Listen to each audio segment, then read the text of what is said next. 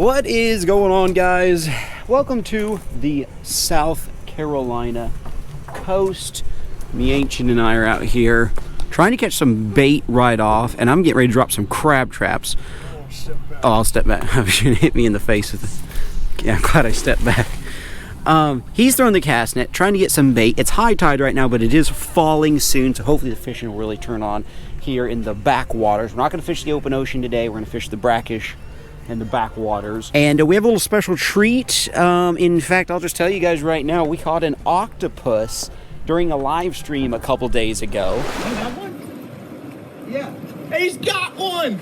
He's got one! It's a miracle! It's a Christmas miracle! It's an octopus! It's an octopus! What the heck? I just caught an octopus! Under the pier! Okay, put him on something so that way he can like slide right down in the pier. Whoa! What the heck? Guys, look at that! Dude! You witnessed it! You witnessed it under the pier. Holy Octopus. cow! That is wild!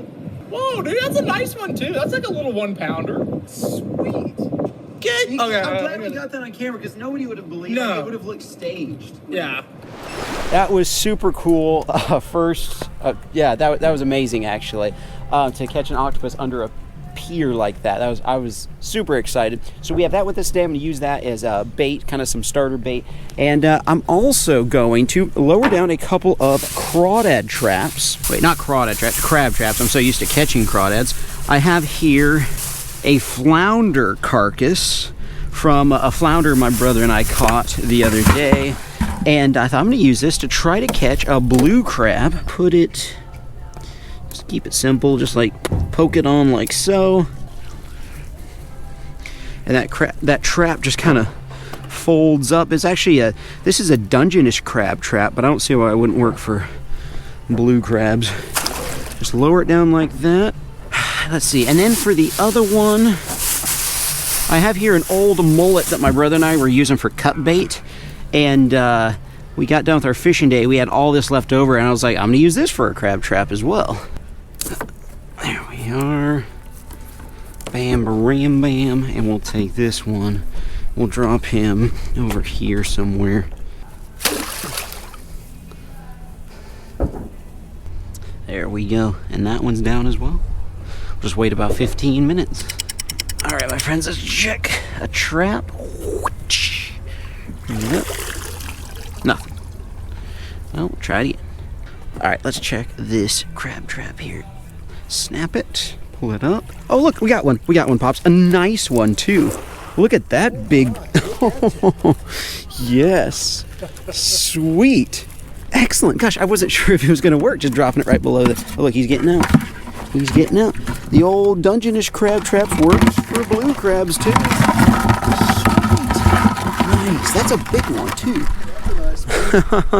I thought if we even catch one, I'll be happy. Whoa, this guy's angry. Look at her. He wants to fight. It's like, come at me, bro. Oh, you had a, what do you got? Some fish. Oh, yes. Oh, a big, a croaker. A big croaker. Nice. Woo, doggy. Sweet. There we go, sir.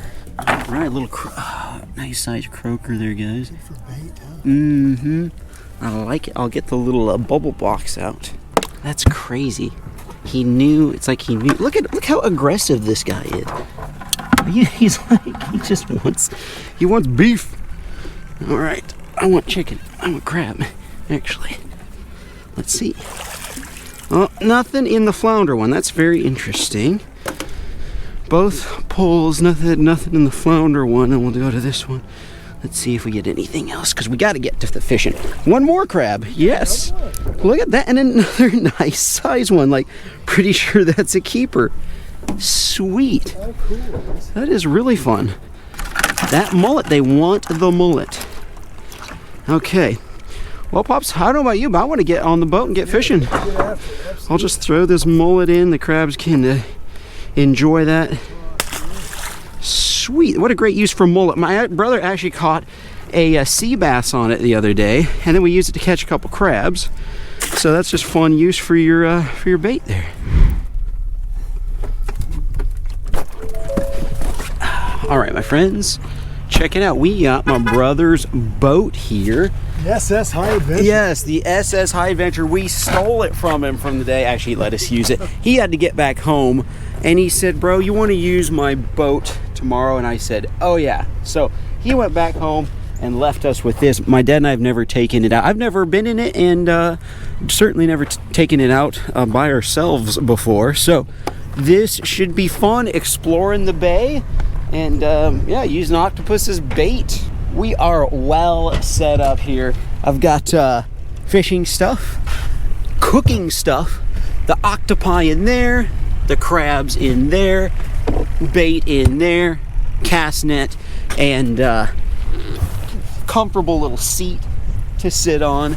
I'm excited to explore the bay now. Huge shout out to my brother for letting us borrow the boat for the day. So thank you, bro. Guys, I'll link his channel down in the description. Sweet. Look how dirty the water is. That's so interesting. I just got back from Florida a few weeks ago, and like the difference between Florida water and South Carolina water is pretty stark. All right. Let's see here. There we go. You got the seats? Welcome aboard, sir. Let's ride. Guys, look at all these beautiful yachts. All the wealth that's in here. That's crazy. To be honest though, I'm kind of happy with this little boat. Like, tooling around, this is fun on a calm day, of course. Those are gorgeous though. Alright guys, we have a totally crazy story. I met a subscriber, and he said we needed life jackets, and he said, I'll just loan you some life jackets. Braden, is that your name, Braden, right? You want to come fishing with us? We have 3 fishing rods. If you need a minute to let your family know or whatever, that's totally fine. I think we have to go even. Oh, okay. Well, guys, this is Braden, and my dad and I realized we didn't have life jackets for the boat, and I just ran into him, and he was like, "Oh, I got some life jackets." He's loaning us, yeah, his life jackets. So how about that? He lives here on the island. Yeah, I've got all the cook stuff for the boat and everything. Thank you. Bro, I appreciate you, man. Thank you so much. Yeah, when y'all, I'll probably see y'all because we're gonna go pond fish after we eat for a minute. Okay. And then we'll come back. If y'all shy, we might go with you. Okay. What house are you? Or so you see them white buildings right there? It was right there. Yep. Yeah. Okay. Yeah, just that last slip right there. Yeah. Cool, man. Yeah, nice to meet you guys too. See you guys. See ya. Go catch them. Thank you. Yeah, we'll try it. Look at that palace. Cool. Well, huge shout out to Braden and Kai for loaning us our life jackets here. Now we're all legal and ready to rock and roll. Everybody has like 4 motors on their boat. This is like a whole different league of people in here. Like, good knit. Can you imagine trying to keep up with the Joneses in this place? Well, my friends, here is the bridge. All right, first thing we need to do, look at this, guys. Sweet, it's frozen. We froze it right after we killed it, so it'd be as fresh as octopus can get.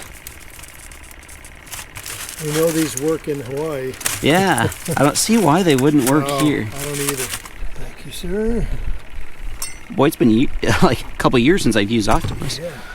Just got a simple little Carolina rig here, guys. Makes sense. We're in the Carolinas.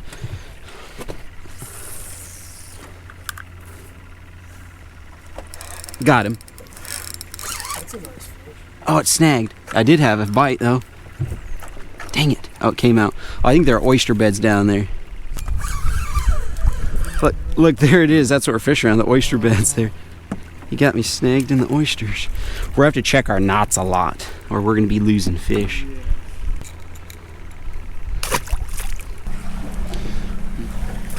Drop it right there. Look at this, my friends. Putting on a whole piece like that. I might have this one. Might have one? Actually catch one of those, whatever those little rascals are. Ah, pinfish. And I snagged it. Just what we suspected. We're just running and gunning, guys. Just moving on up the bank, fishing everywhere.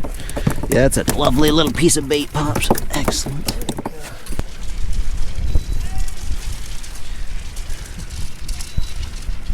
Are you guys subscribers? Oh, nice, guys. We got some subscribers right here. You guys catching anything? Just cruising? Okay. That's fun. Just living the island life, coastal life, the salt life. I should put that on his shirt, you know? Salt life. I think it might sell well. Hey man, how's it going? Hey, y'all want some live bait? Because we have like 3 dozen and we're out. We're gonna go pond fish. Oh, okay. Sure. Yeah, that sounds good. Little light. You want some live bait? Around the corner, like, Oh, you're on. Yeah, we went down the. we're in the same creek you are. Oh, okay. Just look right here. We're right here. Oh, okay, sweet. That sounds great, man. See it. See it. That was nice of him. You guys think that going out that way is better for fishing, or going? We don't know any spots, so. We've gone a few spots. It had not been good. I don't know what's up. Huh? Yeah, I mean, it's been bad. Just the cold front or something. Hey, thanks, man. Appreciate this. Yeah, a bunch of mud minnows. Thank you so much. Yeah, I don't know, but I mean, I just hit anything with like current on it. Any little point You got or these? inlet. I do, but not in the boat. But yeah, oh, you know, I do actually have one bobber. Yeah. Oh, you don't have to do that. Appreciate you. Hey, thank you, man. Appreciate it, Braden. Cool. Enjoy your pond fishing. Let me know how that goes. If you catch a monster. Hey, you too. See you, man. All right. Well, thank you to Braden for giving us some mud minnows. These are nice little delicacies here. If you're new to this fishing, it's a little, call them mud minnows, and everything loves them. Oops. Oh, bait all over. I don't know if that was shrimp. I mean, it just. Even after it kept. Those might be shrimp. Do you want to see if we can cast net?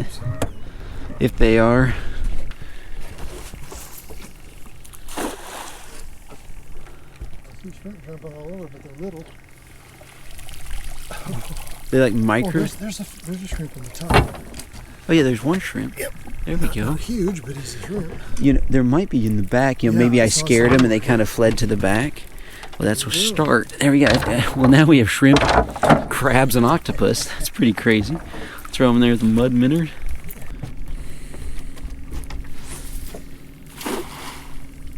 Some shrimp. Yep. You got some? We got a bunch on this one. Nice. Yeah, look, bunch of shrimp. Oh, yeah, I'll just open this up. You can drop it. That's like a dozen or more. Nice, Pops. Sweet. I'm glad I cast it back up in here. I saw all the shrimp scatter. Nice. Okay. Sweet, guys. Decide which ones you want to keep. Okay, you know, like little tiny ones I'll just throw out, and then I'll just keep going. you can have a nice little shrimp and crab boil. You just never know. You just got to come out and like we're just throwing the cast net randomly. We're fishing. Yeah, no. Attention when you cast. Yeah, pay attention. A bunch of Really? them. Oh, yeah. You too. You got like 20 of them in there or something. Oh man. When your mom and I were younger and we were doing this, this would have been heaven. This would have been amazing. You guys caught shrimp to eat. Look at all those shrimp, guys. You kidding me? I see them scattering every time you throw. None of them were real big, but we got a bunch. Yeah. This is so cool though. Oh my Shrimp heavens. for days.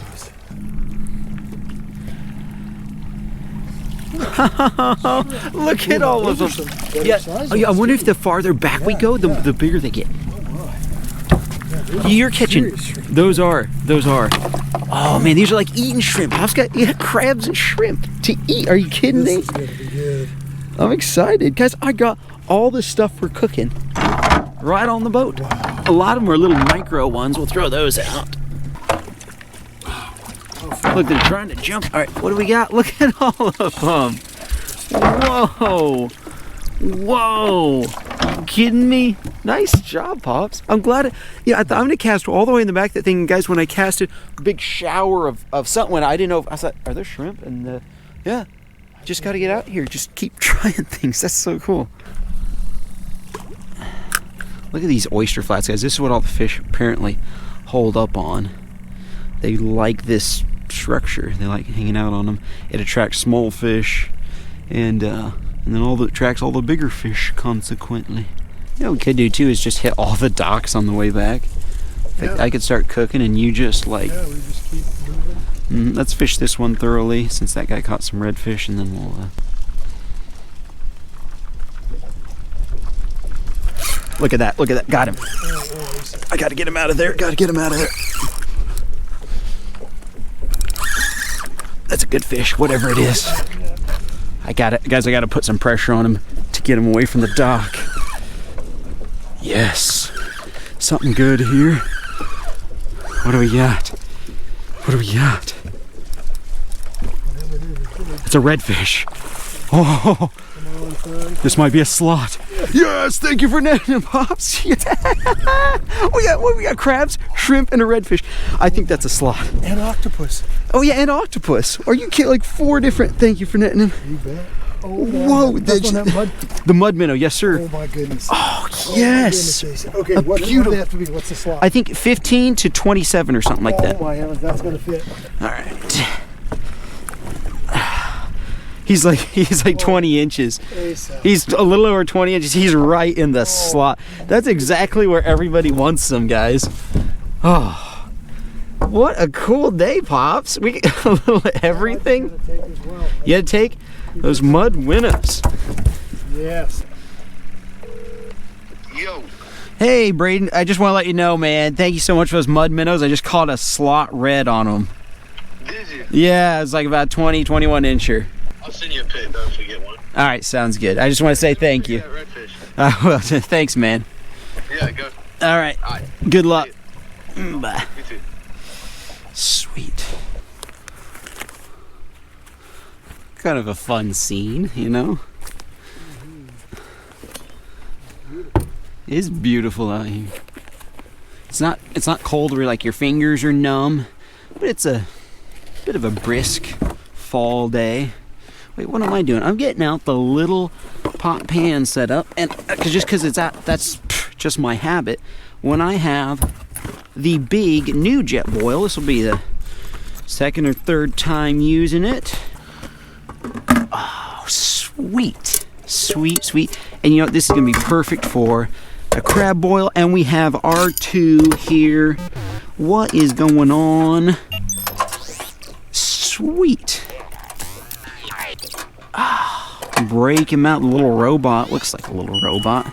And this just comes right open just like that. And I've got 2 burners. Get the propane hooked up. Voila. So look how safe this little jet boil is. Just turn it on, and then there we go. What I'm gonna do is focus on boiling up these crabs. Look how they're making bubbles and stuff there. Ooh, it's feisty. Oh, what? Whoa, they're both feisty. Good net. They have some big claws too. Big meaty claws. Got some water boiling up. I'm gonna focus on that part first. And then I have here this sent to me by a subscriber, crab and shrimp boil, perfect. And I've actually used this once and it was delicious, but I only used it on crawdads. I have not used it on any kind of saltwater, so saltwater creatures. Then I have my first cast seasoning. I have a little lemon pepper. The other day I was in Buffalo Wild Wings. I got some lemon pepper wings, and I was like, yeah, that was really good. It's been a while since I've had anything lemon pepper, so I might cook the fish up that way. All right, guys, I think what I'm gonna do is drop some of the octopus tentacles in the boil. This is fun. This is just catching an octopus from a pier, especially a pier that's just surrounded by sand. I mean, how did the octopus make it to the pier? That's what I'm wondering. I'm gonna drop, oh my. Sorry, Mike, about your boat there. You want a cheer wine? Ooh, I'd take a cheer wine, yes. Nothing like a mini cheer wine. The lovely drink of the South.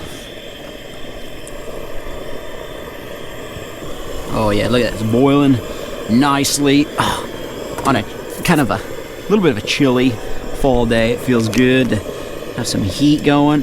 I love the shrimp and crab boil because it's so simple. All you have to do is pour in, and they literally have no instructions on the back of telling you how much to put in. They're just like, let it boil for 15 minutes. Those are the only instructions, but as far as there are no ratios, probably because nobody pays attention, it's just kind of like season to taste type thing. So yeah, I like that. I like having something that's super simple. I can't have all kinds of ingredients and rosemary and garlic and hyssop and thyme and double thyme out here. Take the lid off if you want. I'm sure that'd be great. Just reach over. Woohoo! Oh, sorry. Sorry. All right. There we go. Bam. Fresh blue crab, guys. It doesn't get any fresher than this. And then after those cook for a couple minutes, then we'll add the shrimp because the cooked shrimp they cook way faster than the crabs. Let's take the lid off of here, and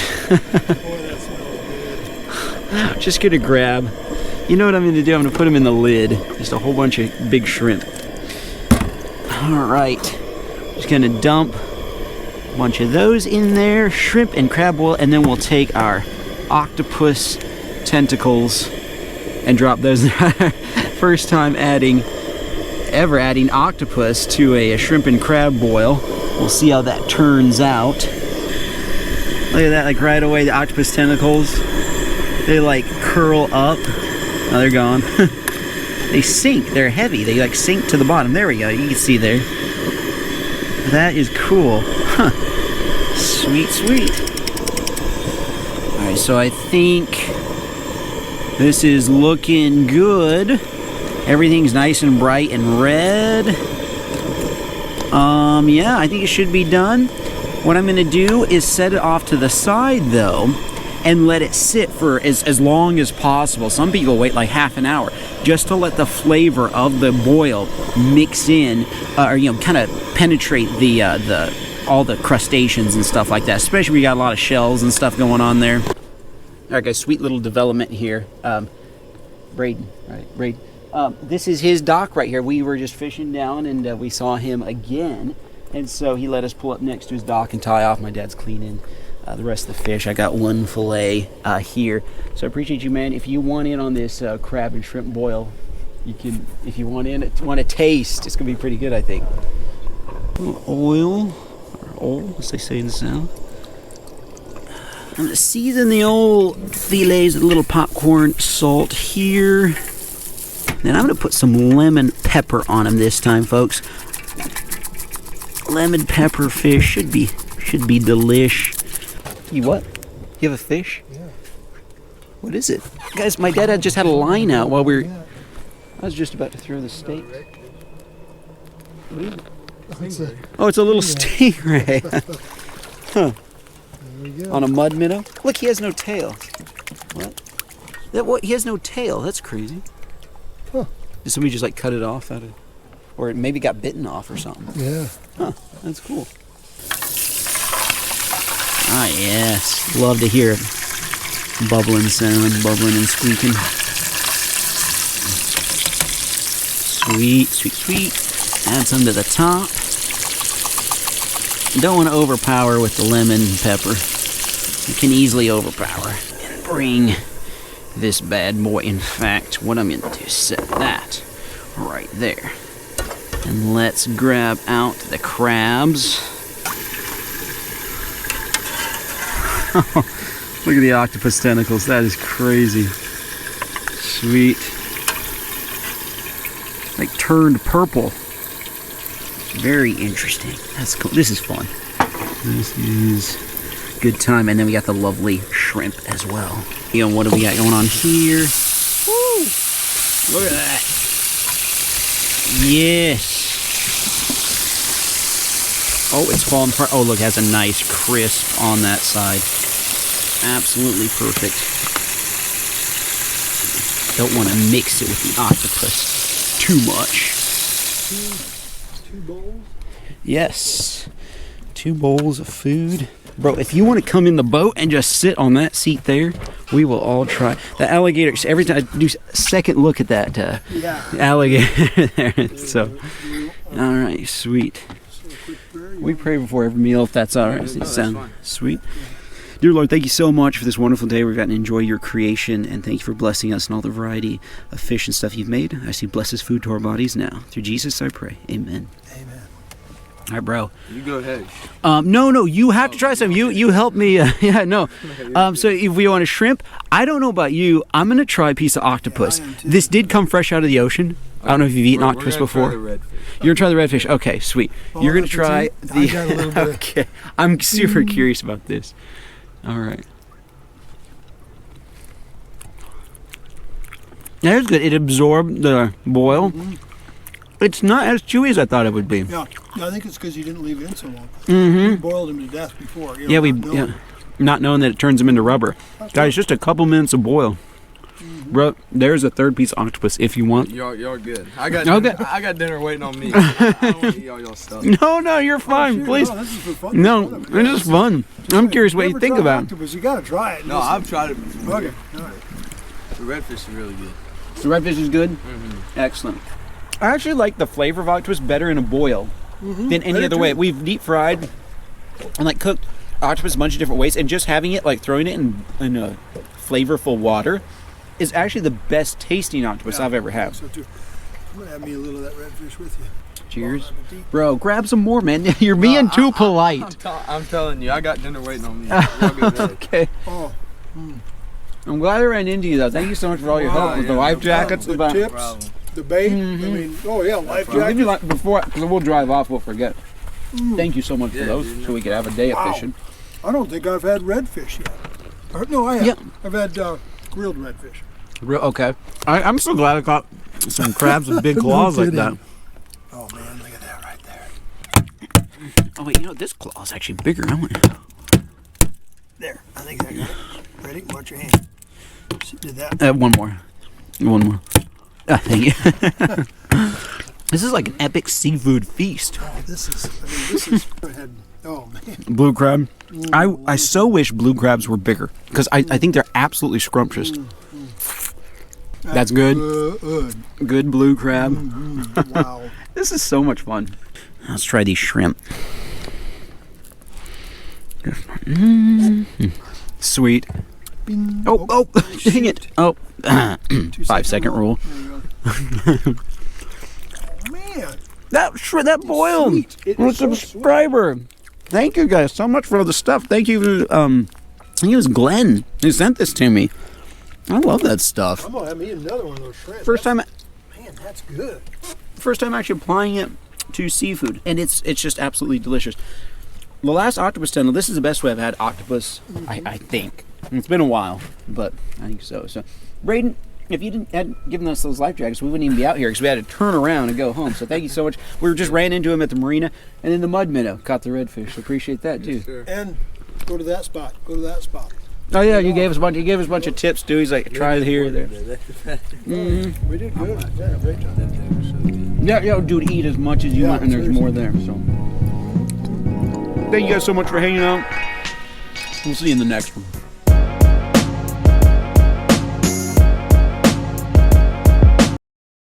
What is going on, my friends? Welcome to a beautiful beach chicken fishing episode. Instead of fishing in the water, I thought I'd take my fishing rod and some line and go fishing on land for some chickens. Here's how I'm hopefully going to do that. So I have here my fishing line, and I looped on a swivel and then tied it on so that it can slide up and down really easy. So I have a quick closing loop here. And what I'll do is I'll lay it on the ground, throw some bait around this, and then watch it. And when a chicken comes along, just go whoosh, and hopefully that'll cinch down on his little leg there. That's the idea. Let's take it down to the beach and see if it works. Alright, coming down to the beach here. Let me see if I can find a beach chicken. So I don't see any on the beach. I saw some on the beach earlier, and I just don't see them now, but usually they hang out in places like this. Hey, chick. Oh, there's a hen, a brown hen, right up ahead. Right up ahead.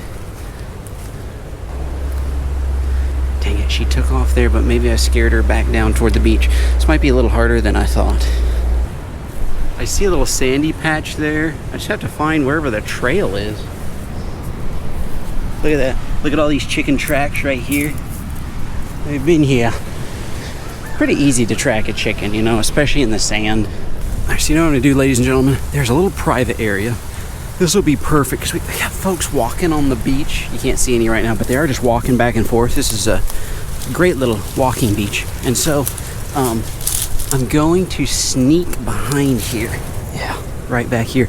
There's this kind of clearing. I see their little tracks everywhere. I've got everything I need in that backpack.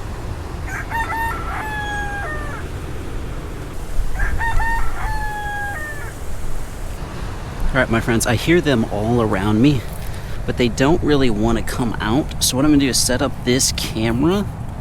I'm gonna scatter some of the bread pieces right around here. Hopefully they smell it. I think they're staying in the bushes away from me. So if I give them a little space, throw the food out, get them comfortable, then I can nab one. All right, there we go, guys. I got the loop set with bread all around it, and then my fishing pole right here. And you know what I'm gonna do? I'm actually gonna stand farther away. All the way over here, and that way I can pick up the fishing rod when I need to and set the hook. If you've seen my chicken catch and cook from a year ago, I did snare one using this method, so I was confident it would work. Alright, so I'm laying down here right now because they can't see me. Plus, I'm in the shade. Plus, I can just grab my fishing rod and set the hook when I need to. And I have a direct line of sight, but I'm still behind the bushes. So this has turned into more of a hunt than I expected, because these chickens they're a little more cautious than other chickens I've pursued before. So check this out. A rat comes out of the bushes and grabs a piece of bread and then comes back for more. Where I was sitting, I was right behind those bushes, so I would be able to see a chicken walking, but I did not see this busy little rat stealing my bait. And I think it's actually multiple rats stealing perfectly good bread. And at one point I did get a little tired of watching for the chickens. This went on for a little while, and the whole time though I was relaxing in the shade, the rats were very busy coming back and forth, taking all my bait. And as you can see from the time lapse here, a lot of time went by and they just kept pillaging one piece at a time. I didn't know there were this many rats on the beach. Did you guys? Like, I had no idea, like when I threw my stuff down right by the grasses, that they could come out and, you know, get in your backpack or whatever. And I was trying to kill time by building a little sandcastle here. I had no idea they were so busy. From where I was at, I could not see them.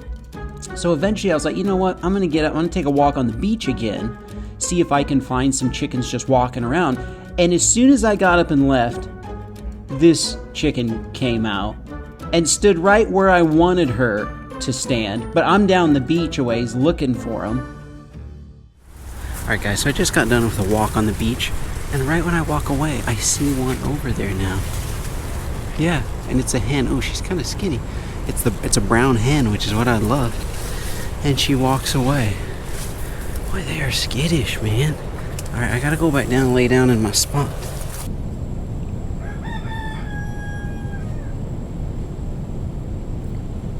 They're all around me.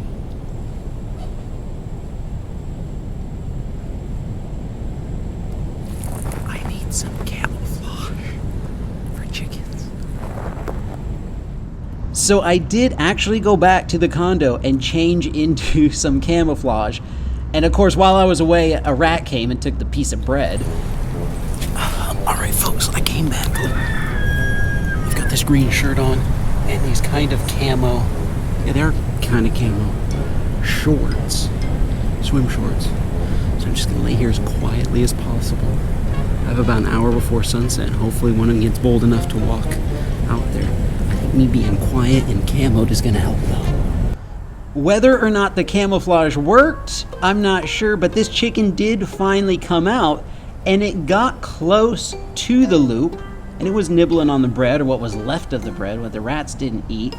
And I waited for it to get close to the loop, but it never did. In fact, it sees me and thinks something is up and walks off. And I knew they were all around me, and in fact, one of them pops out of the bushes right behind me. I could see them as I was laying there. Sometimes they would peer at me out of the bushes, but they never would go for the bread or the loop. And of course, every time I rebaited it, like I had my last little bit of bread here, the rats just came out and took the bait, which by this time I'd figured out. Look at him, he grabs a whole big chunk of bread. I don't know, guys. I might have to try tomorrow. It was interesting. Maybe if I wake up early in the morning before a bunch of people get here, maybe that's the ticket. And I can catch a chicken on the actual beach. That's my plan. See you guys tomorrow. As I considered what to do, I decided to completely change my plans and try something different to catch these. All right, my friends, check it out. Went to the store and bought a chicken trap. Since I obviously can't hunt them very well, or they are just outsmarting me. So let's set this up. So it's very simple. It's just a trap door concept where if something comes inside, the door falls. And to set it, there's just a little hook. And that's all there is to it. And then what happens is when a chicken walks in, all he has to do is step on this part right here, and the door will close. You'll see how it works. So I'm gonna use up the rest of the bread, and in fact, I'm gonna throw it in the back there so they can see it. Sprinkle a few pieces on the outside. I'm gonna sprinkle some right at the entrance here to get them coming in. The GoPros are set, the trap is set, and the bait is out. Let's leave and let's see if I can fool them with the trap. All right, I do the sign off, and I want you guys to notice how quickly the chicken comes out to find the food. Like, she was waiting in the bushes, probably saw me set the whole thing, and then came out. They're not dumb. And she knocks over the GoPro. I don't know if that was on purpose, you know, she's trying to cover up the evidence that she was there. I put some almonds in the trap in addition to the bread because one of the people who gave me the idea of a chicken trap was a local that I met named Giovanni. We kind of became friends, and he had a chicken trap out. And in his, I actually dropped a few almonds that I happened to be munching on in the trap, and we set up a trail camera on it. This is all just for fun. And a rooster actually got in his trap and ate all of the almonds. So I knew that the chickens liked them, so I thought maybe I'll throw a few in and that'll get them to come inside. And sure enough, she came inside. And then check out the little lizard that comes as well. Does a lizard like bread or almonds? I learned later that yes, the lizard would come out and eat some of the stuff. I'll show you that later. But right now he's on the outside of the trap, kind of looking at the chicken, and she's so close. Look, her toes are on the trap step. She just needs to push on it a little more. And then check this out. There's a stare down between the hen and the lizard here. I've never seen that before. Boy, she is giving him the stink eye. Those two must have history. And chickens eat lizards, if I'm not mistaken. So she's gobbling up the bread. She's so close, and then she walks out and doesn't eat any of the almonds. She ate all of the bread, but none of the almonds, and never set off the trap. What on earth has been going on back here? Why is the GoPro... Oh, look, tracks. What? The bread is gone. How? What? What? So I rebaited the trap, and as soon as I walked away, another chicken comes out. I mean, they are watching me from the bushes. They see everything I'm doing. They're craftier than I gave them credit for. But she got kind of spooked by a big rooster who came around, and then he started eating up all the bread on the outside of the trap, and he's being watched by a lizard that came over and watched from a distance, which was a good idea because I'm pretty sure that roosters eat lizards. And he got a little bolder and came closer. But bro, I wouldn't do that. Yeah.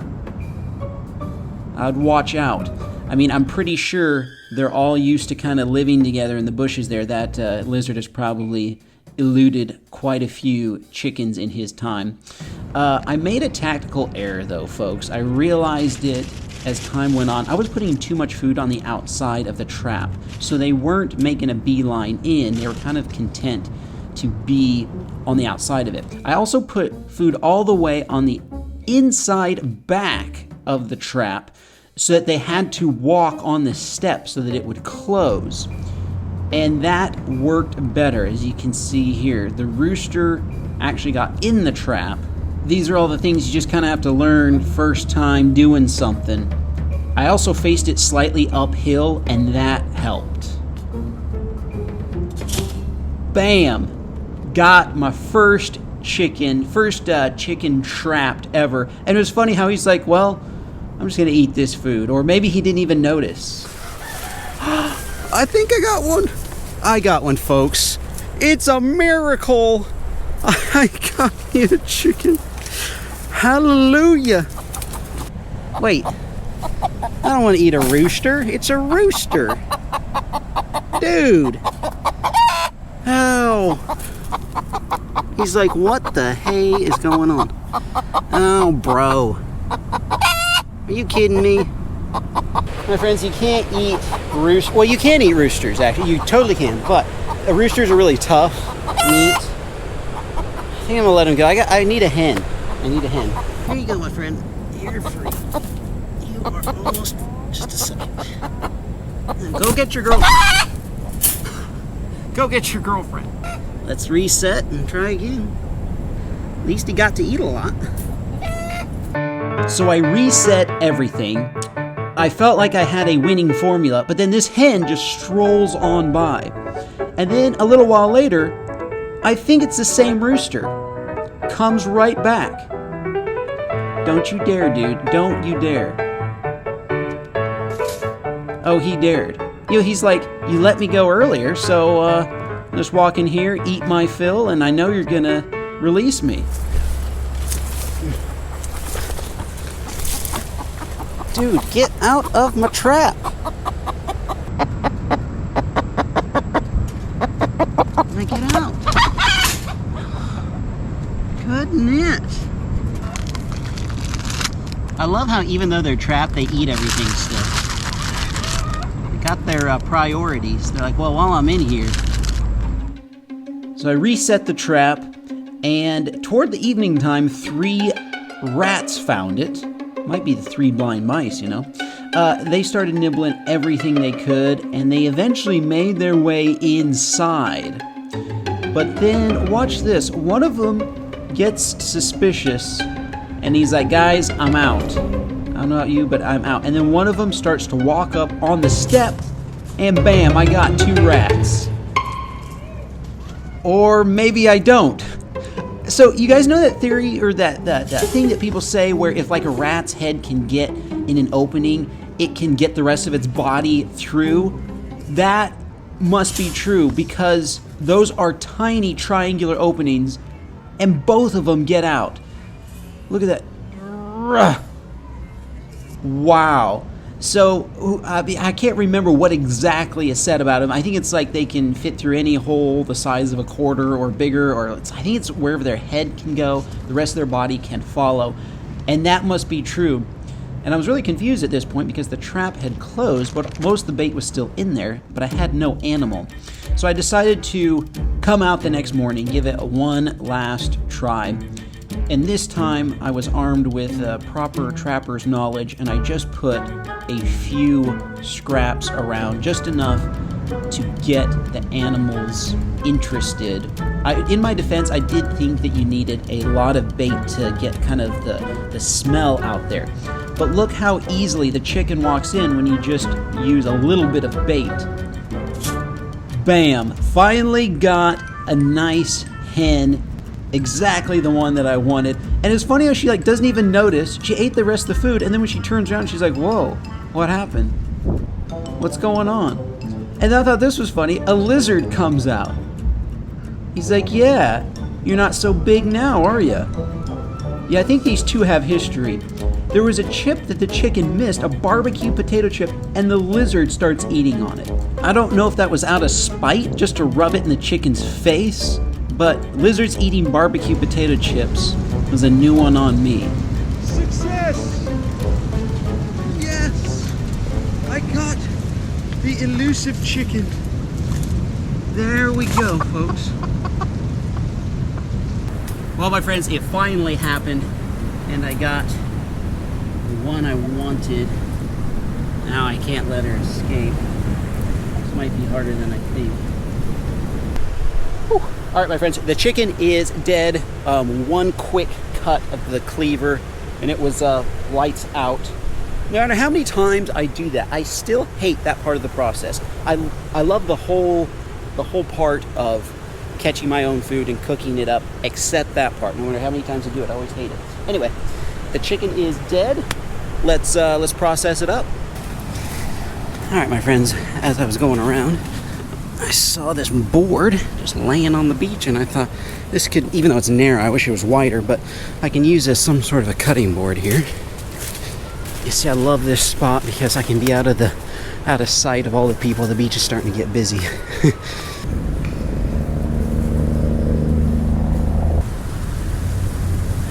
There we go, about an 18-inch hole. I'm gonna throw, I'll show you what I'm gonna do here. Brought a plastic bag out here originally to put the feathers and stuff in. I think I'm actually just gonna bury it. That would be easier than trying to stick feathers in a bag. It's very easy plucking a chicken. For some reason in my mind, before I started doing this, it was like a big task. And like, no, the feathers pull right off.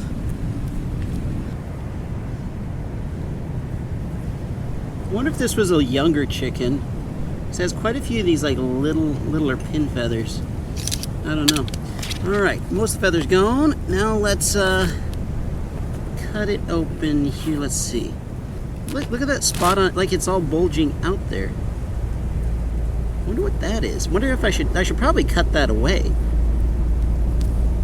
I've never seen that. Is that its? Oh, that's its. What do you call that? You guys know what I'm talking about. Look, it's so full of food. Look at all like the grasses and stuff.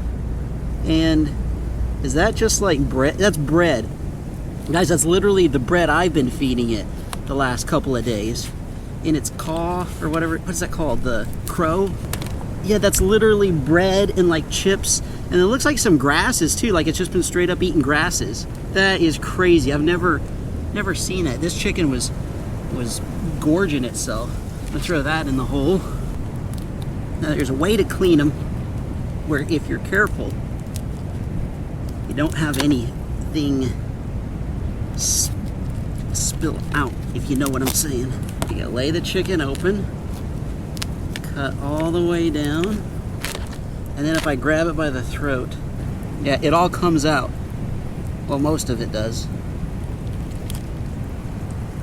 Yeah, with no blood. Wow. There we go, throw that in the hole. There we go, almost all of it came out. I don't know why this little part missed, but there you go. Whew, it stinks, man. Oh, that's because there's some poo back here. I gotta cut the back end off, if you know what I mean. Then you just cut the wing tips off. Somewhere, there we go, right at that spot. Oops, don't get in the sand. And then cut that wing tip off. And then cut the feet off. Chicken's feet.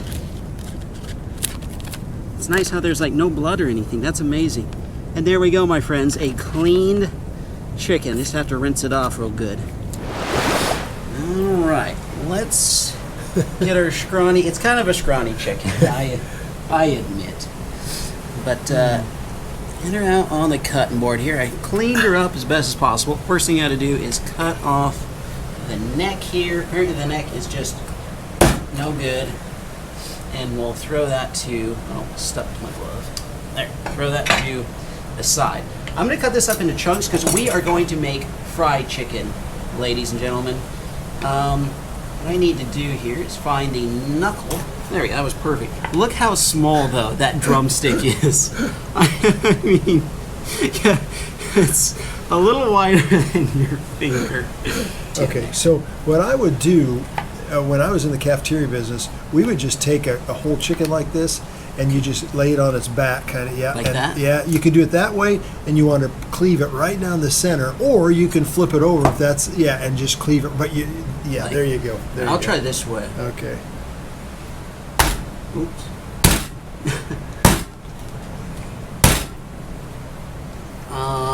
I'm no chef, guys. Was that Yeah, right? that works. Okay. Yeah, that works. See, now you have a breast on one side, you have your leg and your thigh. And, Okay. You know. Right at the joint. Yeah, thank you, Pops. And they're right there, correct? You know, that looks. Yeah. There you go. There you go. That's Right there? Yep. It's hard to tell. I mean, really, the chicken is so small. I'm having a hard time knowing where to. Yeah. I don't recognize the pieces because they're not big and plump. There you go, man. There we go, my friends. Little drumsticks and press. 2 little wings, 2 thighs. All I'll right. tell you what, for your first time, that's not too bad. Yeah, this is actually my second time. You Well, weren't there on the first one. that's right. Yeah, you saw That's it, but right. yeah, this is it's the second time I picked a chicken. It's my favorite part. Why?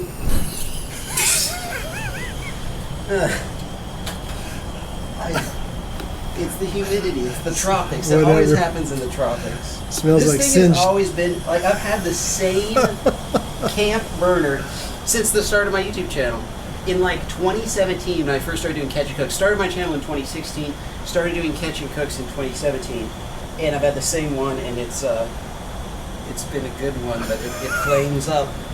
All right, so shout out to my mom for helping me with this, who's made a ton of fried chicken, and she said if you want them nice and crispy, she said first roll them in the flour, and then put them in the egg wash. I still can't believe how small these legs are. And then she said back in the flour and kind of press it on there real good. There's gonna be more breading than chicken. So got them, and then she said set them off to the side to let them rest. And yeah, so I'll do that and do that with all of these pieces. And also shout out to my mom for look at those wings. Like I can just tell there's a bunch of flour on there. Also shout out to my mom for she mixed up this beautiful. Oops, I did it in the wrong order. It's supposed to be in there first. Gosh, can't talk and cook at the same time. Anyway, she mixed the flour. Thank you. And she made her special fried chicken recipe there. So this is fun. I mean, it would already be fun frying up chicken from the store because I love frying stuff. But to catch my own, it's very just gratifying. There's something about it, man. All right, so the oil should be hot enough now. I'm gonna start with the first pieces, the little tiny drumsticks. I'm just gonna drop them right in there. They're gonna cook very quickly. Yeah, they're so small. We actually have room for a wing. Actually, no. I'm just gonna leave that there. We'll cook 2 pieces, 2, 2, and 2, all the pieces of the chicken. Hang tight. Alrighty. Wow.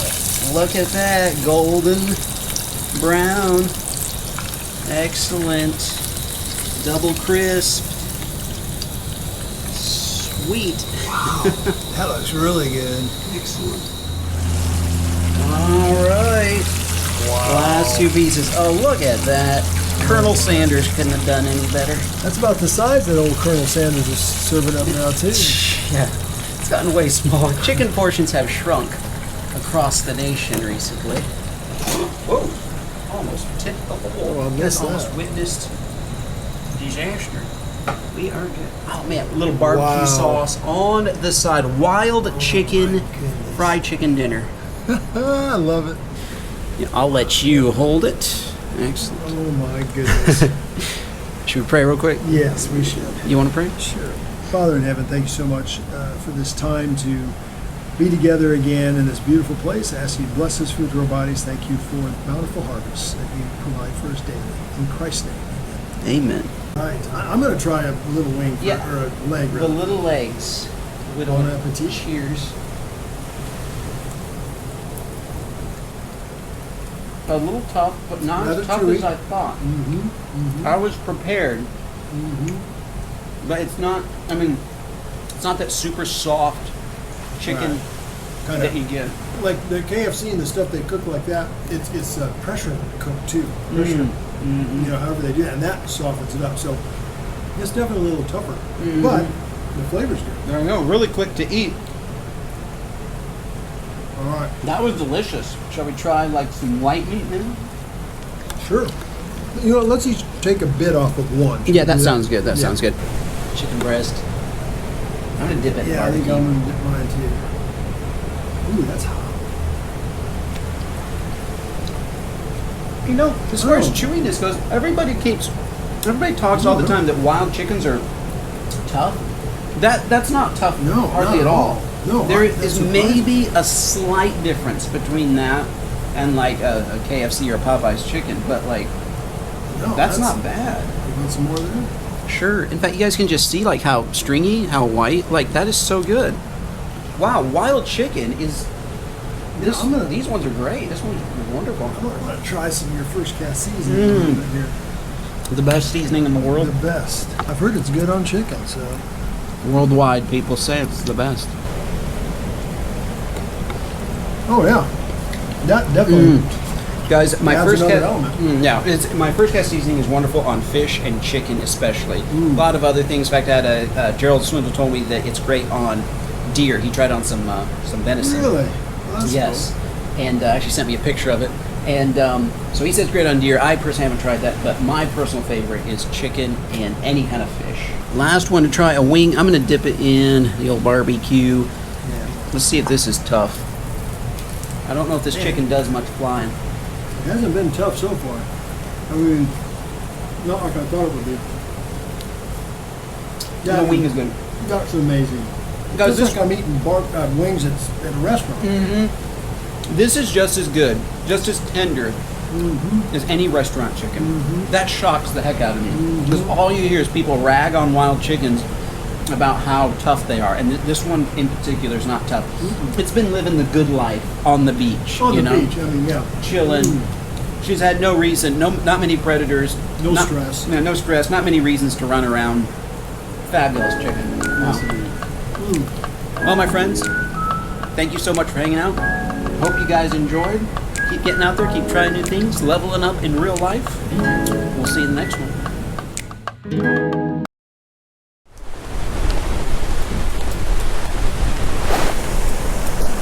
What is going on, my friends? Welcome to a little pier fishing episode out here with the Ancient, who is carrying everything. I'll help you in just a second. But we are out for a little day of pier fishing on this very busy, very long pier here in Florida. What? Tomorrow might be the day. Oh, wow. Look at that, guys. 4 eagle rays. They're like little baby ones right off the bat. Like there's a sandbar, and then here's the drop. I want to fish in the drops or in the little ridges or in the ditches between the ridges of sandbar. That's cool. Oh, look at that, guys. Tons of cigar minnows there. Millions of them. Well, okay, maybe thousands. That's a good sign. Out on the end of the pier here, you want lots of bait under the pier. Oh, and you want the birds out too, whether it's these little squirts or this big heron here. His name is Fred. What's up, Fred? Surprised you're not 1,000 pounds. Sounds good. Nice seeing you, man. Hey. I see you in YouTube. Oh, cool. What's your name? Bunam. Bunam. Nice to meet you, Your Bunam. dad, Hawaii, you know that Cool. stuff. Meet you guys. Nice to meet you too. I think I'm going to start with a gotcha rig. All right, yeah, it's beautiful. My dad like just that. got this new gotcha rig. 1 ounce with the feather on it. Lots I of like flash that. on that one. Sweet. All right, good luck. All right, my friends, I'm going to show y'all what I've made here, and I made it myself. This is a custom heavy-duty sabiki. So instead of a sinker, I got a big old Spro jig that I trimmed up the skirt there. This is 50-pound test. And look, I put a little segment of wire leader on there, and I put 3 baits on one. So my own custom sabiki with a little bit of a wire leader there, so hopefully they don't just bite through it. 50-pound test, and I put crappie jigs. These crappie jigs, they have a ton of flash to them, so I thought they might be good, but I have really stout hooks in them. So my own custom sabiki, first time using it. Let's give it a go.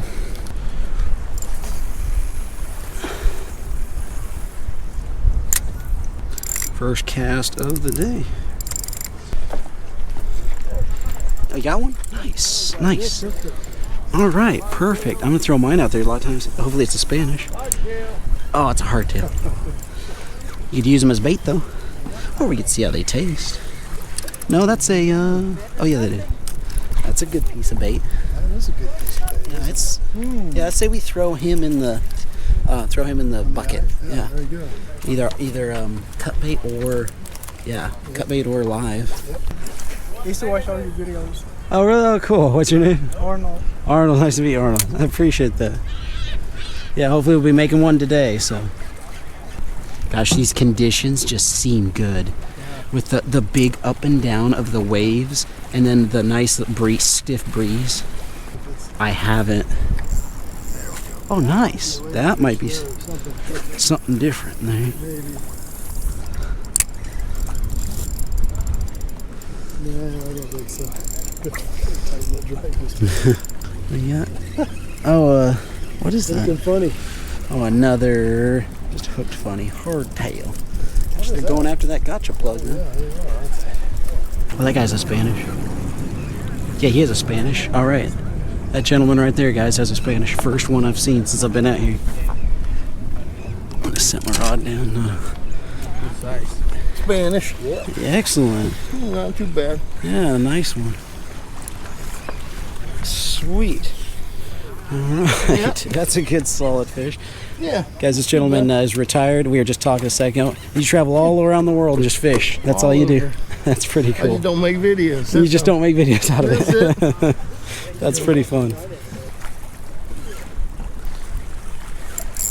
Got him. First fish of the day. Oh, hardtails. Dang it. Dang it. Yeah, but the rig works. Those are good size too. If you want to use any as bait, you can. Well, if the dolphin weren't around, I'd use them right away, but that dolphin is... I mean, these are great little bait size here. You know what? I'm going to do it. First fish ever caught on my own custom sabiki. That is gratifying. If you want, I have these wristbands with the ace on that side and level up in real life on that side. So, hey, you're welcome. On. Hopefully see you out here again. I'll be out here the next couple of weeks, so I don't. Oh shoot, you're from New York. Oh, okay. All right, cool. Hey man, nice to meet you. All right, guys, I've switched lures. I'm gonna try this big white one now, and it's 1 ounce bigger. It's a 3 ounce. Maybe a little bit more like bouncing action is what these fish want. Got some birds flying around. That's a good sign.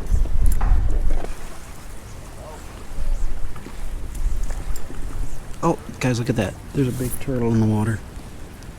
And he's got a whole entourage of remora with him. I keep kind of wanting to... I'm curious if something else is working. But I really want to catch him on this. Like, if I could get this to get through a school of them, I feel like they'd load up. I'm going to dance with the lady I brought. In the words of DC. Got him. Got him. Here we go. Here we go. No! He got him. Look, there's a dolphin. Did the dolphin get it? Dang it! Oh, man. Dang it. That's what I was hoping for. That may have been a king mackerel. Yeah, there's the dolphin, guys. Yeah. Nice. Do you need a pier net? I have a pier net. Oh, no, you just hauled it right up. Nice. Oh, a chartreuse with red head. Come on, guys. Look at that. The sun's getting low. I gotta get me something good.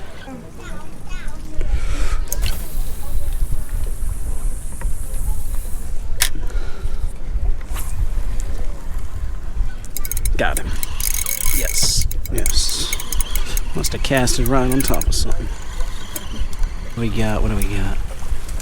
Oh, shoot. Oh, That's a good one, too. that was a good one. Dang it. He bit the back one. Look. Oh, look, I hooked him in the eye. I must have got him on the outside of the face. Like, that's his eye, I think. Well, now I got a piece of fish on there. So hopefully it'll be real good. Oh, look at the pretty sunset, though. Just gotta get me a fish. Bit of bad luck here, my friends, but still is fun out here. It's really fun. I've been watching your YouTube. Oh, really? Okay, cool. Let's do the selfie. Okay. Yeah, your dad. What's the name there? Ace Videos. Yeah, Hey, just thank follow you. him and his dad. Thank you for watching. I appreciate it. If you want to check it out. So. Cool. What was your name? Marilyn. Marilyn. Yeah. If y'all come out here again, I'm here for like 2 or 3 weeks. I'll include you guys in a video if you want to be in the video. So. Yeah, back next Saturday, I think. That's out my weekend off. Okay. Yeah? Hey, sounds good. What is that? You have a squid or something on though. No way. Yeah, I can see it. You have a squid. Get him in. Get him over. Get him over. Yes. Oh my goodness! You just caught a Love squid. squid. You caught one last year, guys. Normally these only we've heard from people. Oh, it's evening, so that makes sense. Oh my gosh, I gotta throw out there again. Yeah, guys, we were just about Let's to get him in go. the bucket for sure. Normally those are a wintertime thing. Nice. Look at these Sweet. pretty Oh, look, changing colors. color already. Wow. So cool. Yeah, the remora were after, and I was like, that looks kind of like you have a squid on. That is crazy. Drop in the book. That's gonna be delicious. Well, that's a fun last cast of the day. Last Which- cast. What are you Yeah. talking? I just caught a squid. All right, this is the 5th last cast of the day. For real. For real last cast. All right, my friends, day number 2 out on the pier. One of the things that's really strange, as we're walking out, look at the sand. So they must have taken some machine and smoothed it out. Like that's what the beach always looks like. But they smoothed the beach out. I don't know, I've never seen that. Yeah, I've never seen that either. And they smoothed it out all the way down there, like they took a tractor or something. Huh, can somebody explain why they would just like smooth out the tracks on the beach? I've never seen that. Anyway, let's get fishing. I believe I'm going to get started. See if I can catch some bait fish, maybe some cigar minnows. Got that little tiny sabiki out Little there. teeny tiny speakies. Yep, good luck, saw. I think I am going to go back to my custom sabiki. I put a big sinker on it, and then you see the little baits there hanging off. So it's big, it's ugly, but let's see if I can get something on it. All right, guys, this is a subscriber. Just met, and he hooked up here on something. Oh, a remora. A big one, yeah. Have you guys eaten those? No. They're actually pretty good to eat. I ate one one time, and it was actually pretty good. Oh, yeah, we came here to try to get dinner. Okay, yeah. There's not much meat on them, but nice. What was your name again, man? Justin. Justin. All right, guys, this is subscriber Justin. Just met him. Nice. Sweet, dude. First cast of the new day. Oh, that's another good one, man. You know what? Yeah, if you put him in the bucket, I appreciate that. As a subscriber, guys, you catch a couple pieces of bait for me. A couple of pinfish. Might have to use those. Might come into play later. Yeah. Nice to meet you. Oh, I was nice. watching your videos. What's your name? Oh, appreciate Yeah, that. that's awesome, man. What's your name? Zach. Zach. Nice to meet you, This is my Zach. girlfriend Peyton. Hi, Peyton. How We're are from West you? Nice to meet Virginia. you. Okay. I've been to West Virginia once. Yeah, that's so awesome. that's Yeah, good. I've seen your videos. Well, you got the big fish bait on, that's for sure. That's awesome. Nice to meet you. Oh, nice to meet you too. Did you guys just get That's here? your fault, huh? It is. It is. Awesome. Yeah. Not to interrupt your fishing, but yeah, that's awesome, man. Cool, man. Appreciate you watching. The seagulls around here seem to be trained. Like that one tried to avoid my line. That's the second time I've seen that. I wonder if they've been caught so many times. They learn to look to see and avoid. Got him. Oh, they might be hardtails. Oh, it's a bunch of them. I got a whole school on. Oh, the sabiki's working. Look at all the remora coming around. No, don't want a remora. Oh, one of them fell off, dang it. Well, I have two out of 3. At least the sabiki's working. I'm proud. I'm proud to be able to catch fish on something that I made. There we go. Now we got something good. Now we got something good here.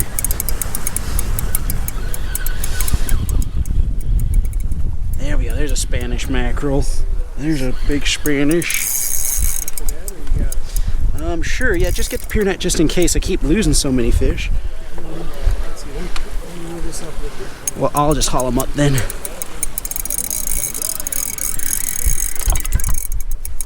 Yes. All right. Just came off too. Is that the bottom one? Yes, sir. Nice. On the big spro bucktail. Yes. All right, my friends. That is what I'm talking about. Finally, it worked. Sweet. I think it's the biggest. Rig. That's the biggest Spanish mackerel I've ever caught. Yes, that's on the custom rig. Yes. What's up, Fred? All right, guys. Look at that. That's definitely the biggest one I've ever caught. Yeah, just killed him real quick with that. I have this really nice pair of shears here that they make a knife or a pair of shears. Just got him. Yes, guys. Yes. That's what I'm talking about. That's one advantage of using a big bait like that. Catch my personal best Spanish. You look on the other side, look at how the head of it's like paint's chipped off from where they've smashed it. It's kind of funny. All right, let's get another one, man. That was cool. Do you know what is the name of You got one already? Nice, dude. All right, reel him in. On a gotcha, I gave him just a second ago. Oh, sweet. Oh, okay, it's a hard tail, but still. That's very cool. Yeah. Sweet, man. All right. He's getting the hang of it. I gave him a gotcha. You know that triple pack of gotchas that we bought the other day? I gave him one. So, yeah, guys, we buy more lures than we need just so we can share with some subscribers if we see them. Oh, there we go. You got him. Nice. Looks like a Spanish. Yes, indeed. Yes, indeed.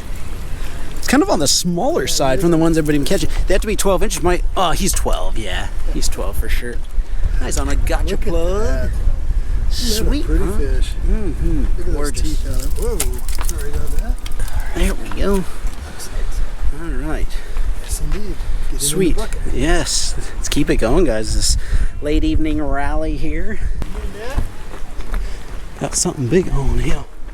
Who is it?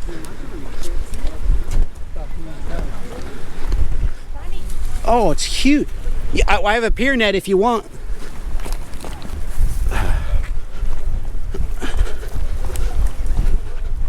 Here, pier net right here.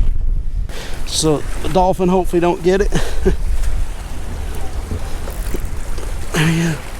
There we go. There we go. Pull it there. Yeah. There we go. Alright, Nice. thank You're welcome, sir. You want them? Do I want him? Uh-huh.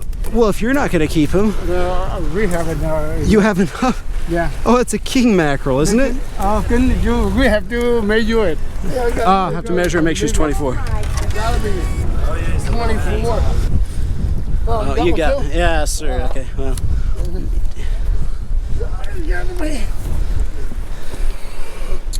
27 to the fork. Yeah. So. The keeper? Yeah. 24 is the minimum? Oh, excellent. First so I keep it. Excellent. My dad's got one. Another one. Nice. Another Spanish. Sweet. They bite now. Everybody's. Might have to measure that little dude. Well, my foot is, or my sandal's 13 inches. He's Yeah, I don't know what I'm thinking. I'm small eyeing him. That's unusual. Look at the teeth on that sucker. What a beautiful fish. And they are lightning fast and tasty to eat. They're just a perfect game fish. Yes. All right, let's get some more. Yeah. Yeah, you can use it. Oh, it's Joe. Joe's got one. Let's see if they need any help.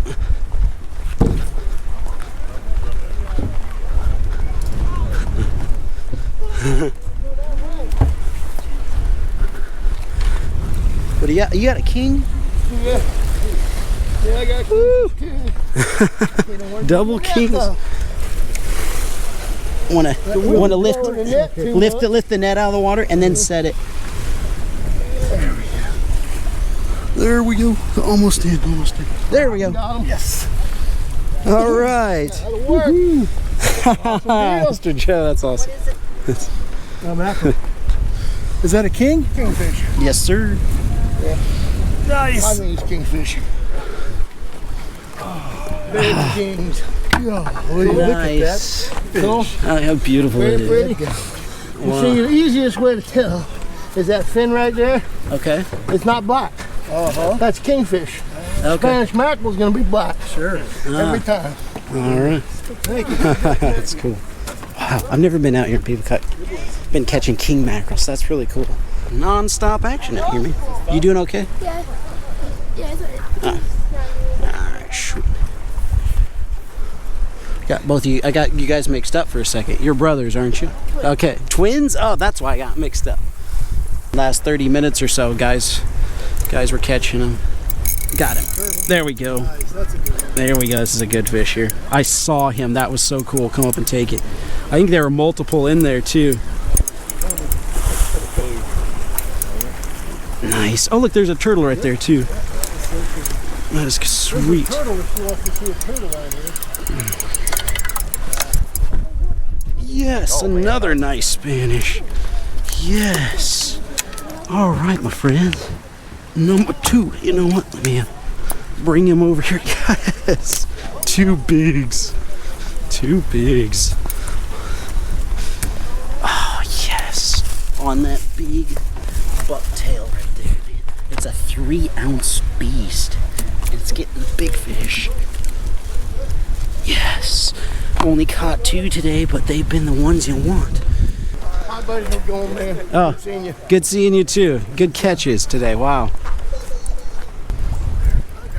You got one. All right. My line jump.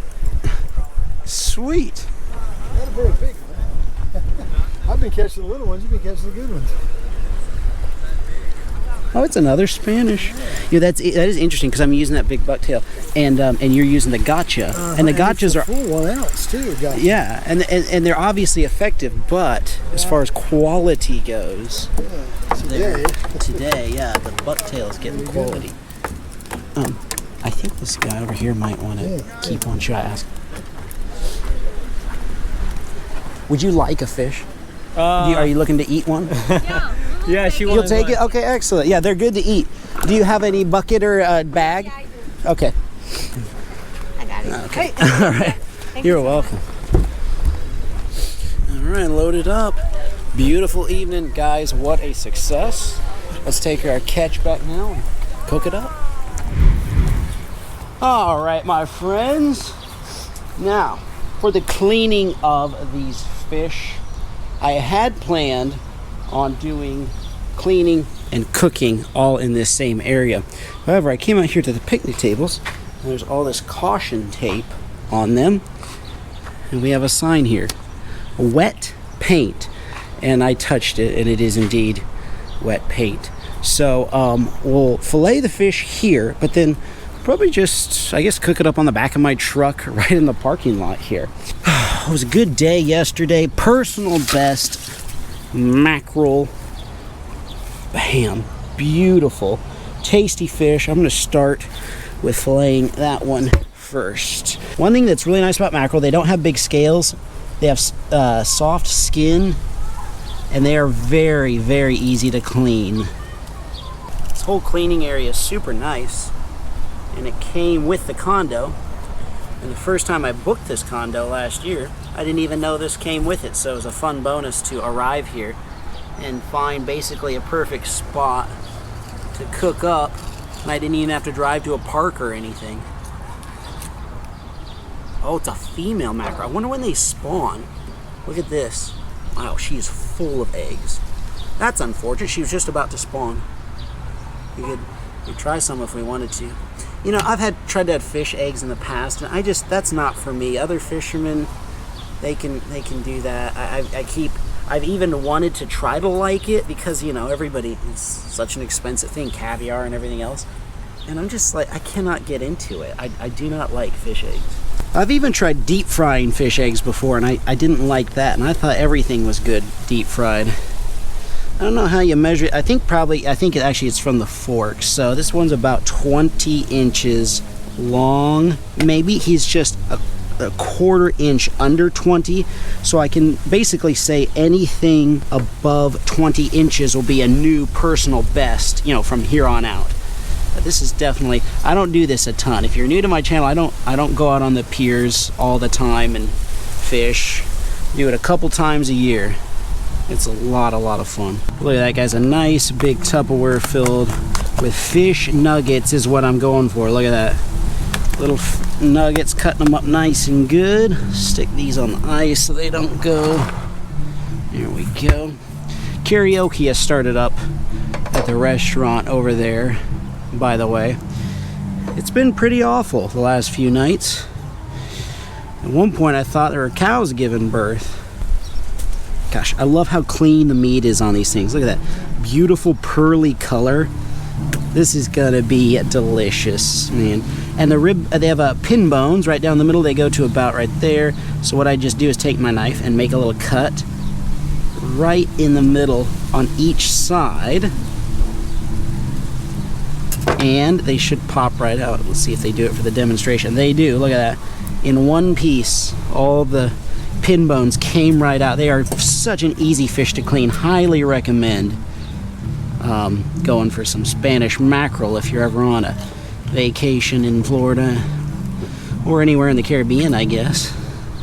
Look at that. Look, it comes off in nice chunks, and then look, I'll just go bam, bam, bam, and I got 4 little nuggets right there, 4 fish nuggets. Now right here you have a little bloodline. They do have quite a big bloodline. That is one small disadvantage, but it comes out pretty easily. Here's another thing about mackerel that's really nice. Even if you leave pieces of skin on, it doesn't seem to affect the flavor at all. I still try to skin them, but I'm not sure that you even have to do that. It still tastes good. I just do it because I guess I'm in the habit of it. Just measured the littlest one, and it's 13.5 inches. That's a good day of fishing when your smallest fish is 13.5. Look how easy that was to cut through, man. All right, my friends, and now we have the beautiful squid. That is so cool.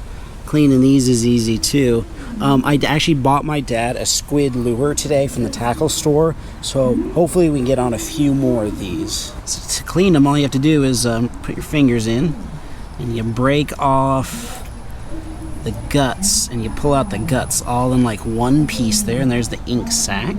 And then I cut off that, and there are all the guts. Bam, you can put them right in there. Let's see, where is the pin? There it is. It's kind of like the backbone, so to speak, of the squid. And I actually just stick my finger in there and separate it from the skin. Look at that, there's a quill. That's what they call it, not the pen, the quill of it. It's clear and it's hard. You can leave the eyeballs on. I am not an eyeballs fan, so I will cut it right behind the eyes. And there is the lovely head to eat. We'll stick that in with the fish, cook that in just a second. And then to skin it, they say you should skin it. I might try one of these days where I don't. So I just grab the wing, and the skin comes off all in one piece. Like you just peel it. There we go. Because you have to start by like the cone of the squid, and then you just peel it all off. There are the wings peeled. I almost forgot this. I'm going to keep with the fish theme, the fish nugget theme. You know, I need to clean the inside out because I can see some ink. Alright, so I rinsed off the main squid body there, and I'm just going to keep with the fish nugget theme and make little squid rings with it.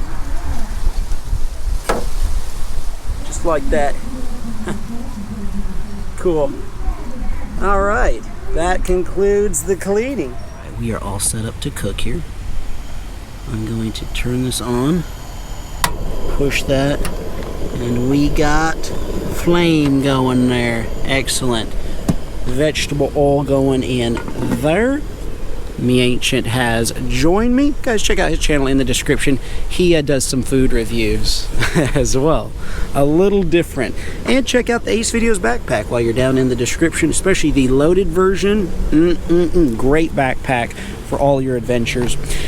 And then I have here something new I've never tried before. I've never even seen. This is Tony Sasher's Famous Creole Cuisine seasoned fish fry. Now I've gotten their seasonings and stuff before, but seasoned fish fry, how do they season their fish fry? I'm not sure. I have here a couple of my own favorite seasonings on the side. We'll see how strong this is. Sometimes they'll make seasoned fish fries, companies will, and it's not strong enough for my taste. I like a lot of, oh, that doesn't have the squid in it. I like a lot of flavor in my fish breading. This has the squid rings in it. Folks, from those 4 mackerel and the squid, we got these 2 nice Tupperware things of fish nuggets. By the way, folks, this is a great thing to do if you are with your family and traveling and you catch a few mackerel off the beach or off a pier. Make fish nuggets, because then everybody can just grab, it's finger food for everybody. It's way easier to cook, and so this will be a fun little fry here, and it's something that you can do if you come out and have these same adventures. And because my dad loves hush puppies, I got some hush puppy mix, a little milk for that. And this should be pretty close to hot, so we better get cooking. Spending too much time jaw jacking here. Open this up. What do you think, Pop? Should I just try? Should we add any seasoning to this, or just try it? I think naked, because you can add seasoning later. I think you should just try it without myself. Some fish. Actually, no. We'll cook the squid first. The little squid rings. Oh man, I am so looking kind forward of to that squid. An appetizer. Oh, I need it. There's the head. Nice. So one thing about frying fish, my friends, you can always do the classic like milk wash or whatever. However, with ocean fish, so many times they're so good, you don't need all that. So like with catfish, definitely I soak them in stuff. You guys have seen that before you watch those old videos.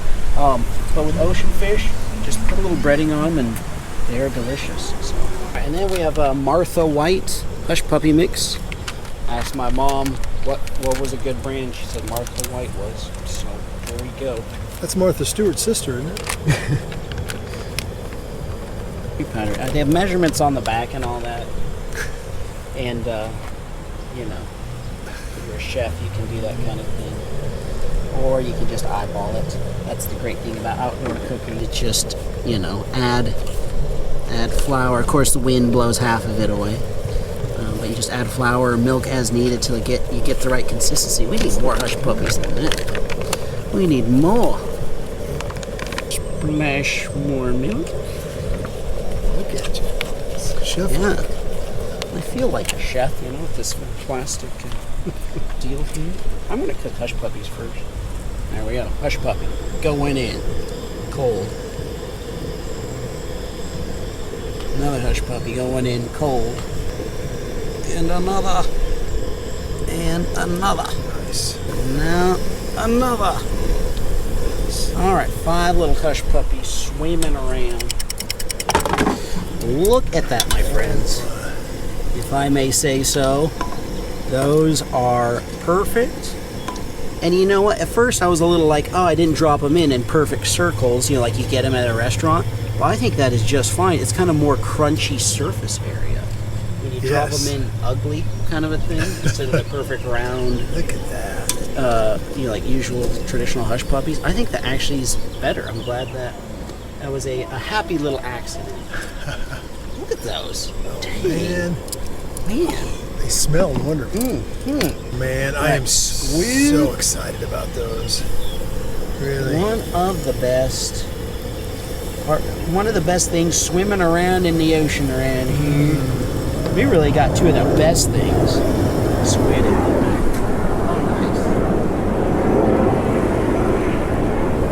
Sorry. Oh, you're fine. That's cool stuff. I'm gonna let those cook all by themselves. I'm gonna throw fish in there, but we'll just leave that. That cooks super fast. You don't want it to be rubbery, so just like real fast fry. Then you take them out. We appear to have company. It's take a look. Look how it's kind of bubbling at the top like a little volcano. Oh, hey, oh, hey. Ace's Dangerous Kitchen. There we go. It's the first two things. Squid and hush puppies. Excellent. And we have to wait, huh? Yeah, just for them to cool just for a second. Let me get the fish in. Yep, anybody can do this, my friends. All right, ladies and gentlemen, boys, girls, bow-legged squirrels, we have here my mom's famous tartar sauce. Just the aroma that came off of that when I took the lid off is incredible. And what it is, it's a mix between coleslaw, like the fine cut coleslaw, and tartar sauce. So it has the flavor of a little bit of flavor of each. And it's thick cut. You can eat it like a salad. My mouth is watering as I'm talking. Mine is too when listening. And it's like, so you can eat it like a salad, but it's just the perfect foil for fried fish. And what I'll do is, I think I can convince my mom to make a video where she shows how to make it. So when we do that, at the time posting this, it probably won't be up, but when we do that, I will link it in the description so that you guys can see her recipe. It's quite simple, but just delicious. When we look over here, it is a beautiful sunset. These folks here are probably from Alabama. They have the Tide symbol on their license plate, but it is a beautiful evening out here, about 75 degrees, which is amazing Florida weather. All right. Man. Say a prayer. You want to say a prayer real quick for us? Thank you so much, Lord God, for a successful day on the water and the pier. And thank you for the bounty from the ocean we get to enjoy now. I ask you to bless this food to our bodies. In Christ's name, amen. Amen. I'm going to try some of that first. We can do that first. Cleanse the palate. And this is always a little different, you know, every time. Cheers. Yeah, that is true. Sometimes she makes it a little spicy. Because she cooks by ear. Wow. I can eat a whole big plate of just that. So we'll save the squid for last. First, let's try a hush puppy. See if Martha White, I didn't add any salt, nothing to them. Let's see her recipe. Guys, just dropping them in ugly is the best, I think. Watch the crunch. I like dropping them in ugly. And I like the extra crunch. I've been always trying to get them into a smooth ball. No. Forget that. That's a good flavor, guys. It is a good flavor. Let's pick the stuff up. Martha White, and it is good right out of the package. I'm always looking for things that are simple, because when you're out like cooking in the wild, we're not exactly in the wild at the moment, but when you're out there, you want to keep things simple. And now let's try Tony Sasher's seasoned fish fry. No seasoning added. That's good fish. I think I could use a little Ace video or Ace seasoning. No, honestly, it's okay, but it needs a little kick. You know, for a lot of people though, they don't like things as heavily seasoned as we do. So that, might be good for some people, but you definitely want to get my seasoning instead. Oh yeah, definitely. Cheers. Now, shall we try the squid? Well, I'm going for the legs and the squid head. I got you that squid lure today. Maybe we can get on a mess of them. Oh, man. I'll try a ring. Cheers, sir. First of all, cooked to perfection. It's not rubbery at all. When you catch your own squid, when you fry it fast, like max 3 minutes. At the restaurants, it's always chewy. I think because they freeze it, it travels a long ways, and it's sitting in freezers or refrigerators.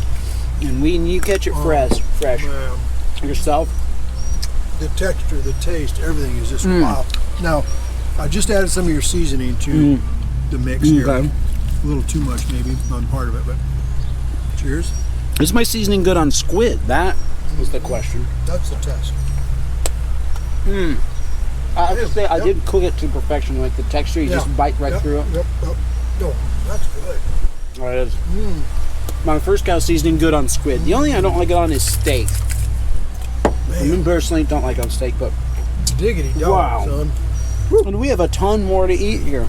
If you're gonna do this yourself, and you should, keep it simple. Don't try to add a whole bunch of sides or anything, because when you have delicious fish like this, everybody kind of wants to focus on that. Have a little tartar slaw as a foil, but People just want to focus on the seafood. You just need those two, the seafood and the coleslaw, and then your favorite beverage, and that's it. Wow. Anything else is too much. So It's what we call superfluous. Superfluous. superfluous. Exactly. Superfluous. What he said. Well, guys, what a fun time. Got more Florida adventures coming up. Thank you guys for hanging out. Son, what a great time. That was a good time. Check out my dad's channel in the description. We'll see you in the next one.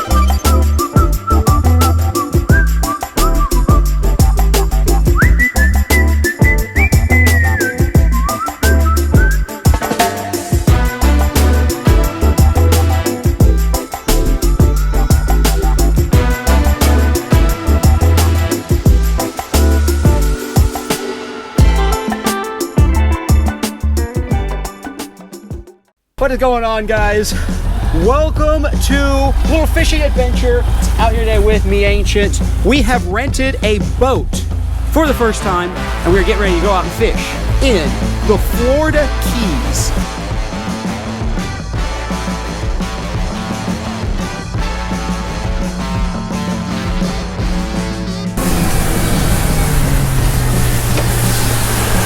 Oh, we got a map, folks. Got a big old map here of the Keys. And what we have to do is, I have to make sure, guys, that we're not fishing in an unfishable area, because they do have places marked off for that's strictly diving. So before we drop down anywhere, we just got to make sure. Yeah, my guess is right there. Yeah, let's try it. All right, guys, we found a buoy that signals a really shallow spot. So we're gonna fish this here. Yeah, because the wind's pushing us right toward it. Should we just drift right through? All right.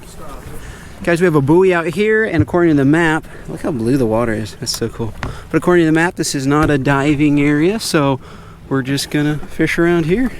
All right, my friends, I'm all rigged up. It's very simple here. All I'm doing is, we're fishing in quite shallow water, so you don't need a big egg sinker. So I have a light little egg sinker, and then just a bait hook with a little piece of shrimp on there. And we're gonna start off that way today. Then we'll try some lures, get a little fancier maybe as the day goes on. So first cast of the day. Right underneath the pilot. Guys, my dad just hooked up. Right underneath it. Oh, hey, well, there's a piece of, you snagged him some. There's bait, I think. As long as we can, you know, because we don't want to like keep something that's needs to be over 10 inches or 12 inches. Oh, well, that's true. I think that's a grunt, though. Look how pretty that fish is. That is very cool. And then the mouth, guys, look at his, like, he's red in his mouth. Yeah, red mouth grunt. We actually caught one of these before and ate it, I think, so. All right. Let me get snagged on a barnacle. Got him, right there. No way. Sweet. My drag's way too loose. It's not that big of a fish. Look at that. It's a, is that a grouper? Grouper, looks like it. I think it's some sort of grouper. Guys, we're still kind of new to this ocean fishing thing. Right by the pillar. I cast down and catch some sort of, I think it's a grouper thing. That is so cool. Like, what is that? Wow. That's so cool. Oh, look, Pops, he has a shrimp. He has a shrimp in his mouth. He just coughed up. Like a real eye? Yeah, like some sort of, no, it's a baby lobster. What? He has a baby lobster. All right, guys, I'll show you guys this in just a second. Let me get this guy off the hook. While I figure out what this guy is, I think it's a gag grouper. I think it's called a gag grouper. We are out here to eat, folks, so I brought all my cooked stuff with me. So we're trying to look for something to eat. We'll see if that fish can eat in a second. It's a baby lobster. Look at that, Pops. Oh my goodness, a baby spiny lobster. Baby spiny, oh my goodness. That is the coolest thing. Wow. We'll have to go dive right by that pillar. That's so cool. All right, guys, since I'm not 100% sure what this fish is, we are going to let it go because we can't keep something that we're like, it's illegal to keep. But that was certainly cool. And try to get another one on this pillar.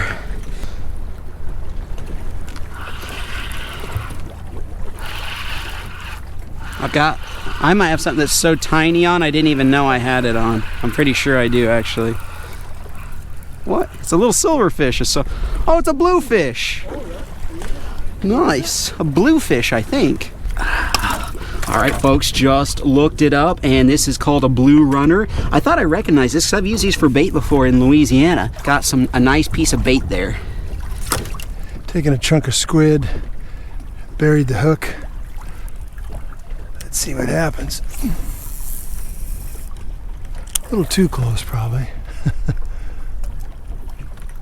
Got bites already. That's a pretty big piece of bait.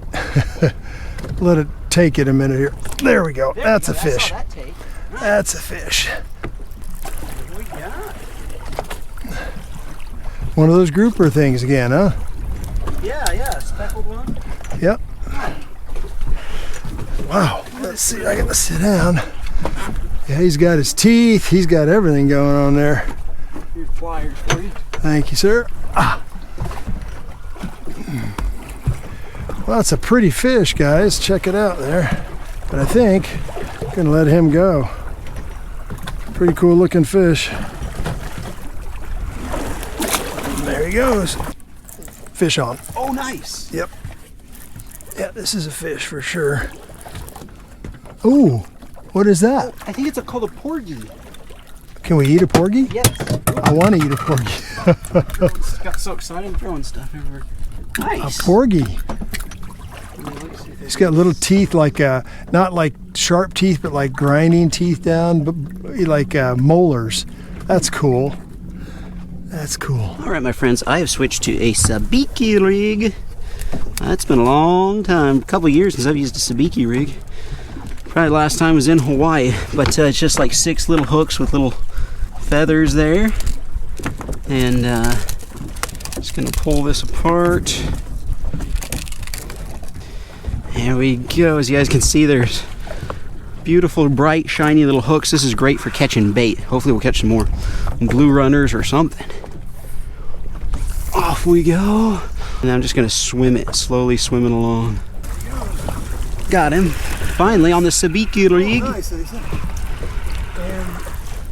Oh look, I caught my first yellowtail. Oh, that's pretty. Oh, that's so cool. Guys, this is like one of the most sought after fish down here. It's called the yellowtail snapper. Little tiny one, but that's my very first one I've ever caught. Here we go. I've got one on, but the sabiki rig is snagged too. Oh, I just came off. There we go. Got some little fish. I've got 3 fish. Oh, nice. All of them are grunts. Look at that, guys. A triple catch. All of them little grunts. That's funny. All right, so the first stop was a success at the pillar. Got some bait, had fun. And now we're gonna do some drifting across some reefs.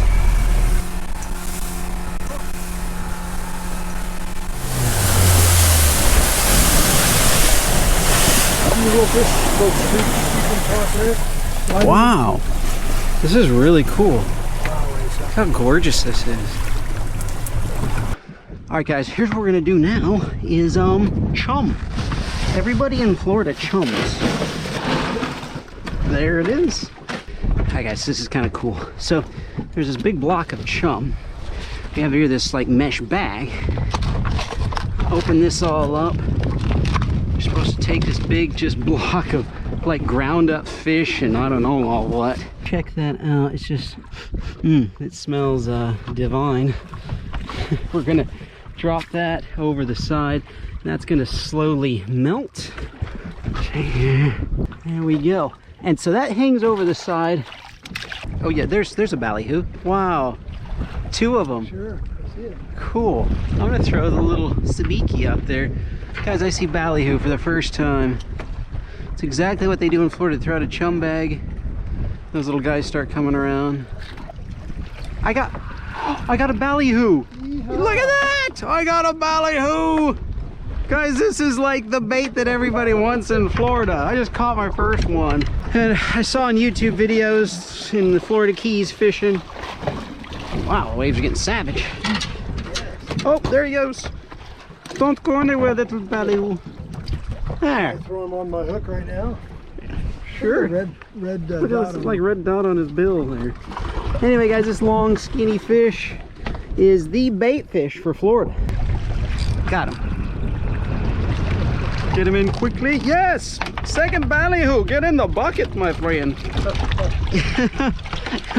I just like saying ballyhoo. Cut ballyhoo. Fresh caught. So guys, as you can see, I mean, look at the silver. It's a good oily bait, apparently. This is the bait fish of choice of fishermen around here. I'm gonna put on. Oh, my rod is just going. Well, I have this rod out there, guys. Got him. Got him. Got something. All right. We got ballyhoo. We got something from the reef. What do I got here? Oh, it's a snap. Is this a? It's a snapper. I think this is called a something special. What is it? You guys just looked it up. It's a mutton snapper. My very first mutton snapper ever. Unfortunately, it's not a keeper. They have to be 18 inches to keep, but that is cool. That is a gorgeous fish. There he goes. Nice.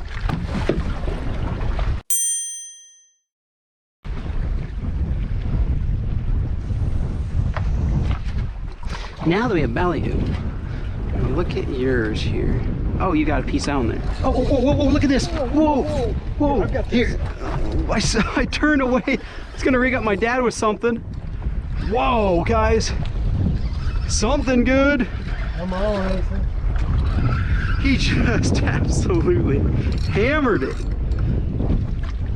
Oh, another mutton snapper. Oh, man. Oh, that's bigger. That might be a keeper. Maybe. Again, look how that fish took that bait. Yeah, he's like 13, 14 inches. Dang it.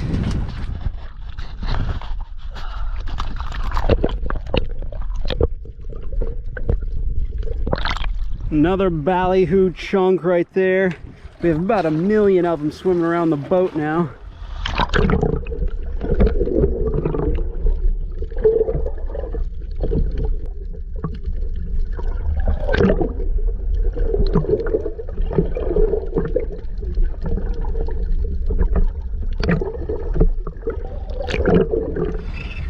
I think they're just attracting all kinds of predators. All right. Guys, the chum bag brought in all these fish, whatever they are.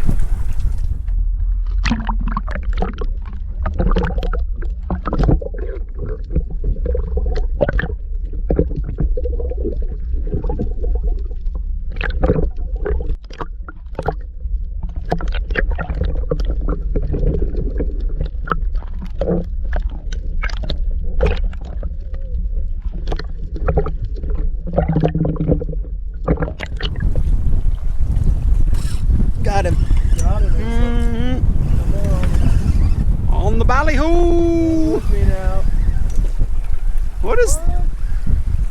Oh, another something. Weird polka dotted grouper looking thing. Nasty teeth like the one I got. Those are nasty. Oh, that is crazy looking. You never know what you're gonna pull up out here.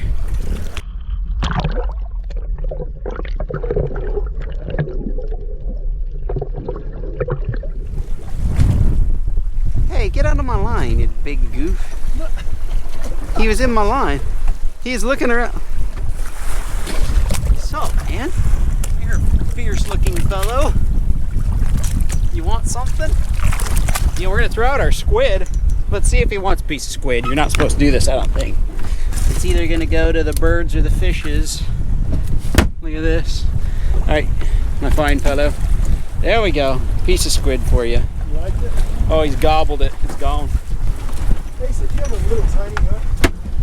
Yes, I do. I'll get you a tiny hook. There you go, my friend.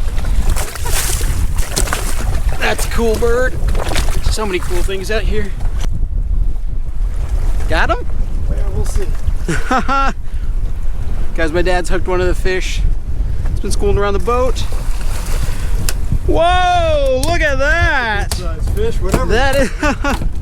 Probably one of those sea perch maybe or something? Yeah, a sea perch or something. Little mouth on him. Huh. He's a fire plug of a fish. He's got little teeth on it too. Oh, yeah. My dad switched to a tiny hook, guys. Thank you, Asa. You're welcome. Pick that up for I think me. that is like a sea perch or something. Well, let's look him up and see what we get. Alrighty. Sweet. Get you on the bottom. Yep.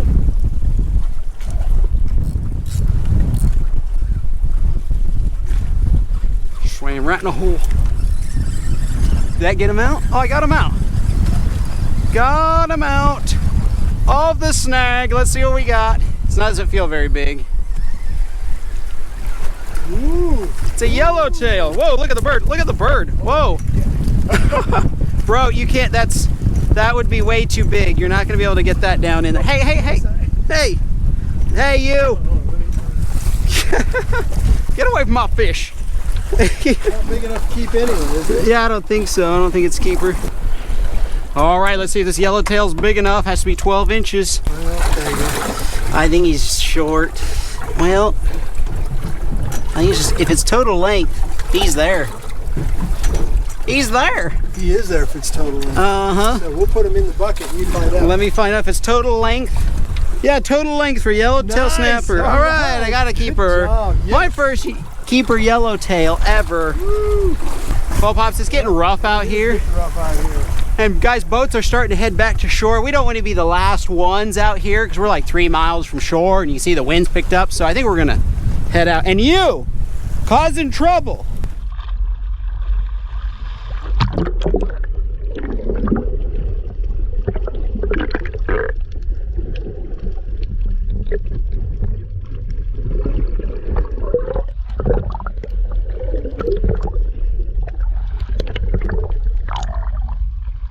That was fun. That was a good first time out here. Yes. Renting the boat and everything. We will have to come back. Oh, look at all this nasty chum here. We're gonna dump it out. Fish sauce. Reeks. Look at that. They're gonna have a time of that. Time of it down there.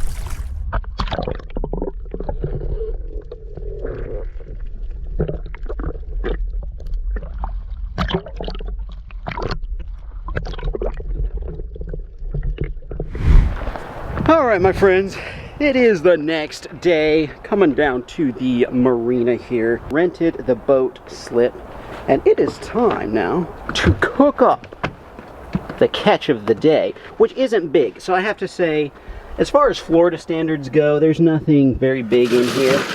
But for newbies, first time, our first venture out, I was happy that we got 3 fish to keep. Whatever this thing is, we'll see if he's even any good. Coming off the boat, they have a very convenient little fillet table down here. Check out that mammoth thing. There's our boat, and I'm really happy with the boat rental that we have, but look at how giant and gorgeous that ship is, that boat. So for the convenience of all of the boaters in the marina here, they have this really nice little fish cleaning station. Thought that was pretty slick. We'll put our catch right there. Check that out. Please poke eyes before disposing of fish carcass. And I read online that the reason why they want you to do that is so that the fish that you throw into the water here does not float. Apparently air pockets in the eyes, and they want you to poke the eyes so that it sinks to the bottom.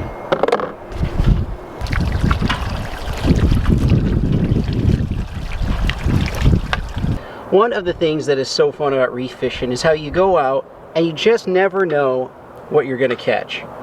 So I'm gonna take this fish here, folks, since this is, we're gonna take the bigger one. We're gonna fillet him and fry him. That meat looks pretty nice, looks normal. But I'm gonna make some nuggets out of this one here.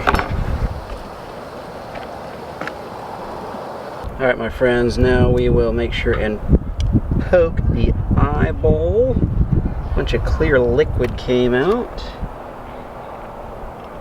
It's actually way harder than, like, you have to apply some pressure.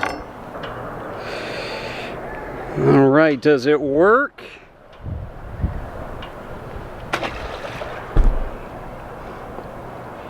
Sunk like a stone, I guess. I'm really curious to try a little porgy here. It's a cool little fish. All right, my friends, So I'm on this back patio area of this townhome that I rented here in Key Largo. First time ever in Key Largo. Don't know if I mentioned that. And the reason why I chose this spot is because the marine is right there, so I can literally walk out the back door, go straight to the boat, and take it out and basically try to film as many videos in as short amount of time as possible. So, and then it also comes with this nice little patio area where I can cook up. And I've got a little assembly line going here. So, got the fish in there. I can bread them here. And I'm not sure what this is for, but I can bread them there, stick them in the pot, transfer them to here, and then stick them on a salad. If you guys have never put fish on a salad, it is amazing. Just crumble fried fish on some lettuce, just make a salad like you normally would, but instead of like putting ham or something like on it, put fried fish. It's really good. So that's what I'm gonna do right now. I got here some Everglades, ladies and gentlemen. Just a nice little seasoning here. I thought it was appropriate to use this while we're in Florida. I actually got this on the last Florida trip and then just never finished it. So this bag is left over. Everglades all-purpose breader. And I have to admit, as much as I like Everglades and that kind of stuff, it's actually a little bland. So I'm gonna put a little bit of my first cast seasoning on it. I eat this stuff even in my off time, like off camera and stuff, put it on eggs and things like that. Then I put a little bit of fish, salt, and pepper in it. Stir it around real good. I'm gonna cook this porgy first because this is the one I'm most curious about.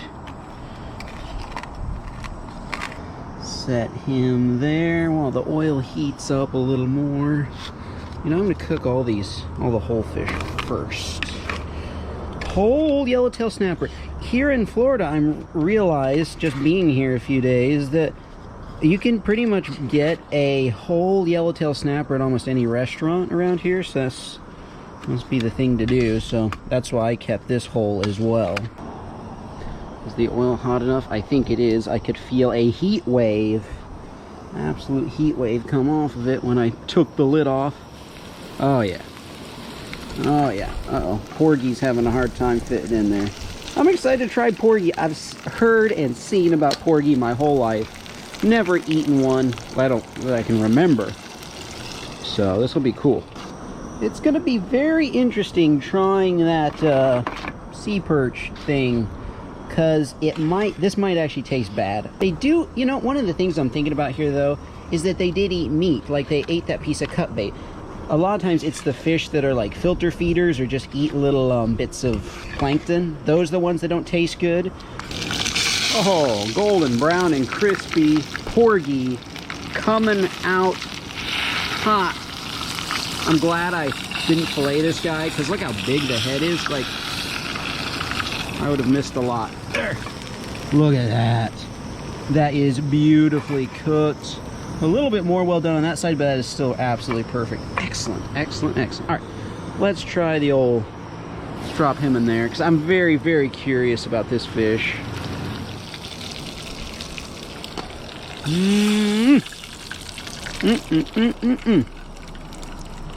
What a good first day. Man. Man, oh man, I love fishing. And I love ending it with a little cooking. I'm just trying all this new stuff here. You know what? I'm going to give this, I think it was a striped sea perch. I think this is a striped sea perch. Say a prayer real quick. All right.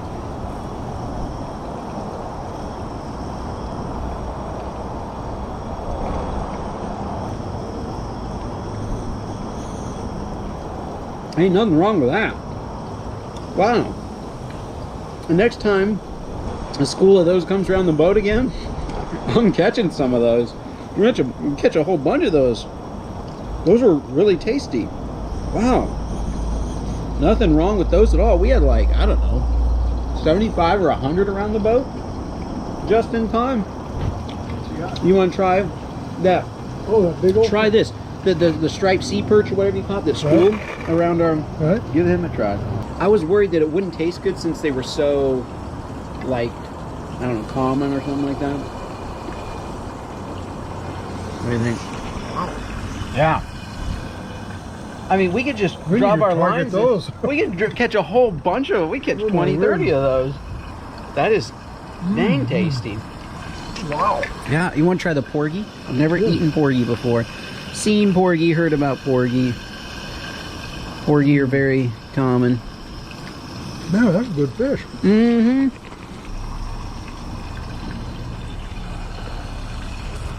What do you think? It's good, but I like this better. Yes, I like the striped sea perch better than the porgy, actually. In fact, the porgy's kind of, I could take him or leave him as far as fish goes. I mean, he's fine, but not really that tasty. Not good. Uh-huh. Wow. Next time those come up around our boat, we're going to have to catch a bunch of them. I don't know, there were a lot of them. Dozens and dozens. We could absolutely load the boat with these tasty morsels. And there were some, I mean, some 2-pounders. And perfect for filleting. I mean, I got real nice fillets off of it. Awesome. Alright, so we're just going to take the fish, stick it on the salad, and ladies and gentlemen, I mean, if you like ham on your salad, definitely try this. Just like that, little bite-sized chunks right on it. There we go. The Bob Ross of salad and fish. Just a happy little salad right there. Grab a piece of fish, a piece of salad, and a crouton.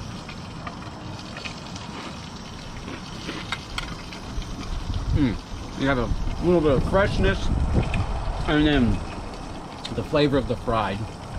And the crunchy crouton is really good. No Pops, great first day here. We're going to get out there and target some of those things. We're going to get some more of those striped sea perch next time they come around the boat. So, thank you guys so much for hanging out. Hope you guys enjoyed. We'll see you in the next one. What's going on, guys? Welcome to the Florida series. I have something here. I'm excited to show y'all. I think it's cool. I went to a flea market, the nautical flea market of the Florida Keys, which is a very famous flea market.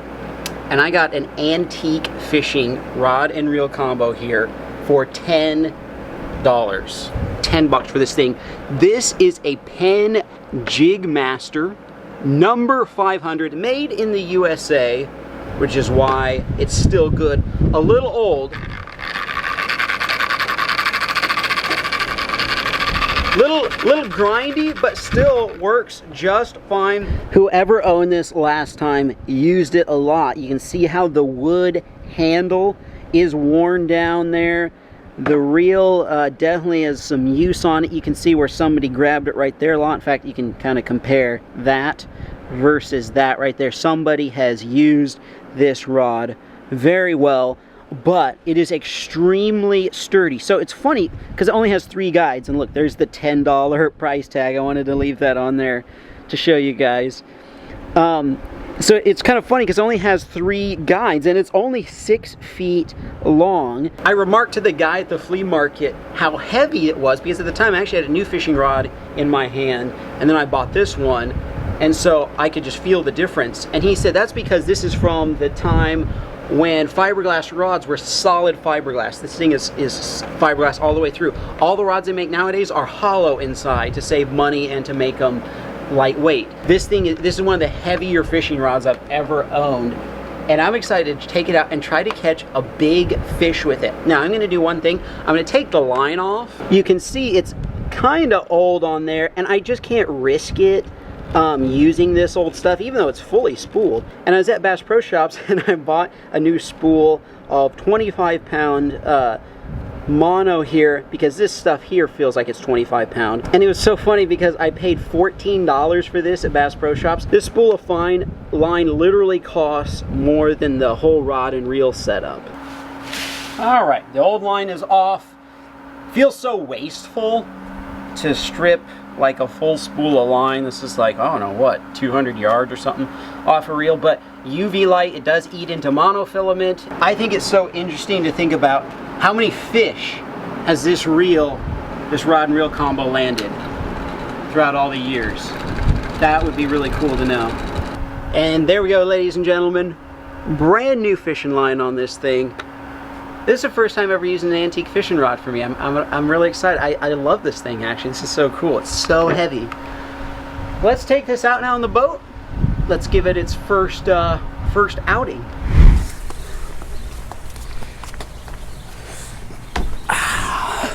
All right, guys, it is the next day.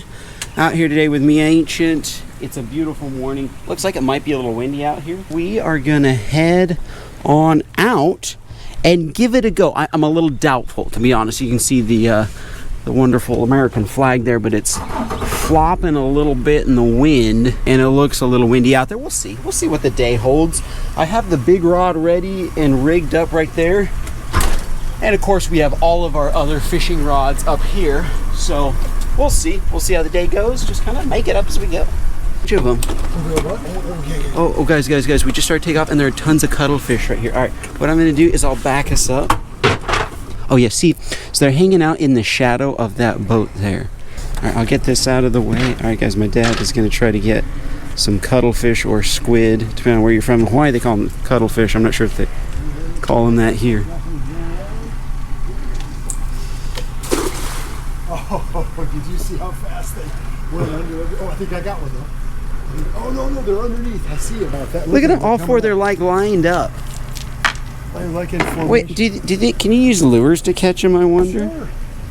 I'm sure you can. They're beautiful.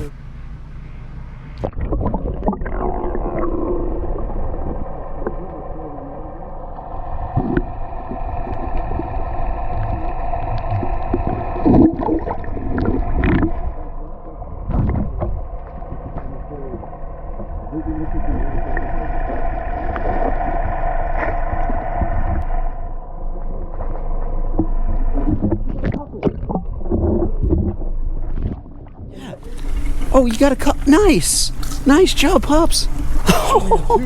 Got two of them, guys.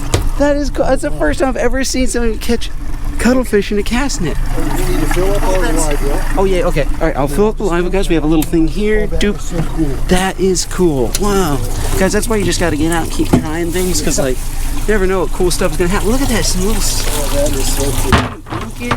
Ooh, they are. Oh my goodness.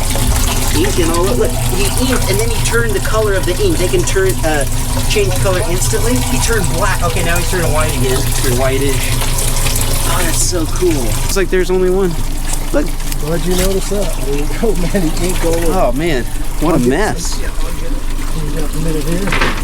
Wow. That is so cool. That is very cool. They're just, look, it's just black. It's just black. They just keep inking it. How much do these guys have? Yeah, really. We don't want them to stain the boat. Well, guys, that was a super cool way to start the day. My dad just looked down and there were four of them sitting there. I thought it was a toad, the way he was going through the water. I thought, that's a toad. No, wait, that can't be a toad.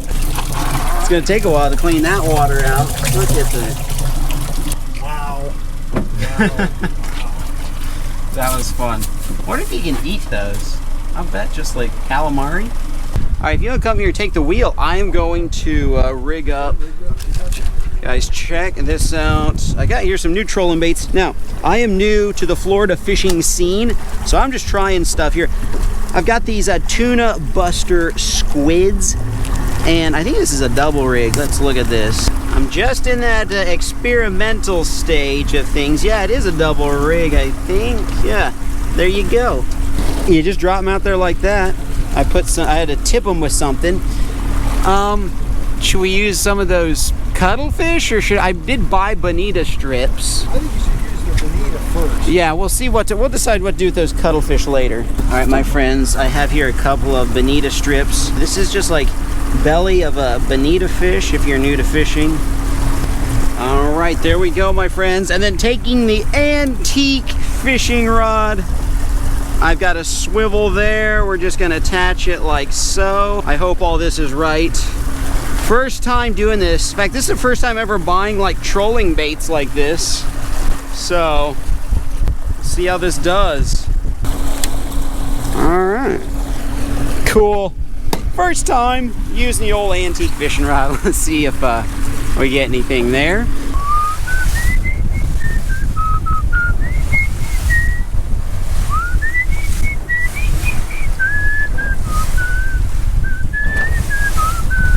Guys, the waves are a little big out here. The farther out we go, the bigger they get. And we're gonna go inshore a little bit. I think our trolling day is gonna be cut short, but don't worry, we have plenty of fishing closer to be done. Coming right under this bridge, folks. Pretty cool around here. So many cool sights. So many places to fish, like right around this stuff.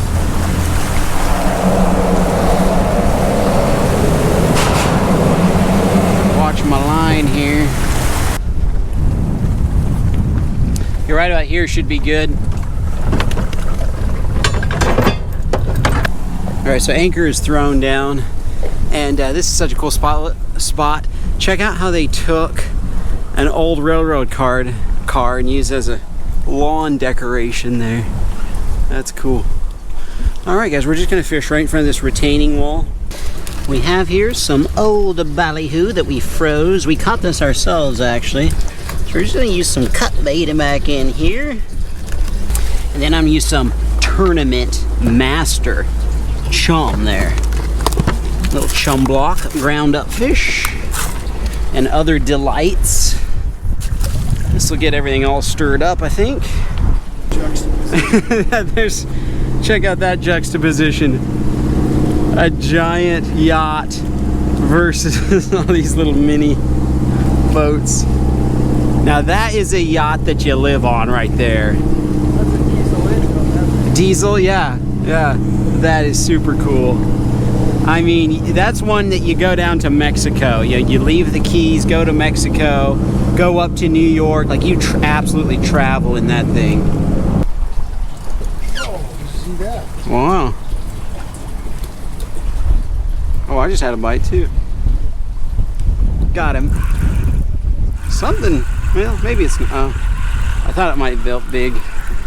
But it ain't. It's a snapper though. Mangrove. Oh, he's gonna be close.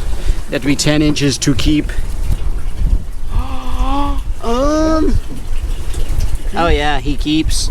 First fish of the day, and it's a keeper mangrove snapper, just barely. Let's see. I guess we'll stick him in there with the cuttlefish. He can terrorize them.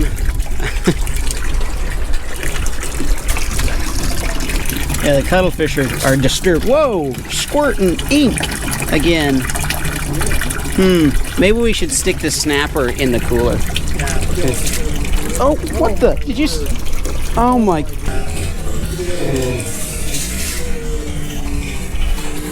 Oh, he got me. All right, we're gonna take the snapper out. Here's a cuttlefish. Look at that. That is. Oh, whoa! Squirting ink. They make a lot of ink. What the heck? Well, my friends, after a big hairy ordeal, it was not a good idea to throw the snapper in with him. We're just gonna put him on the ice. I've got the knife right here. Boy, for the fishing being slow, it's an absolutely gorgeous day. So, we keep at it. Got him on a piece of squid. Tried switching it up. It's a big grunt. Red-mouthed grunt. Look at that. Big orange lipstick on there. There you go. Red-mouthed grunt. You know, I was looking through a real estate magazine actually the other day, and they had everything from $2 million houses to $7.5 million houses.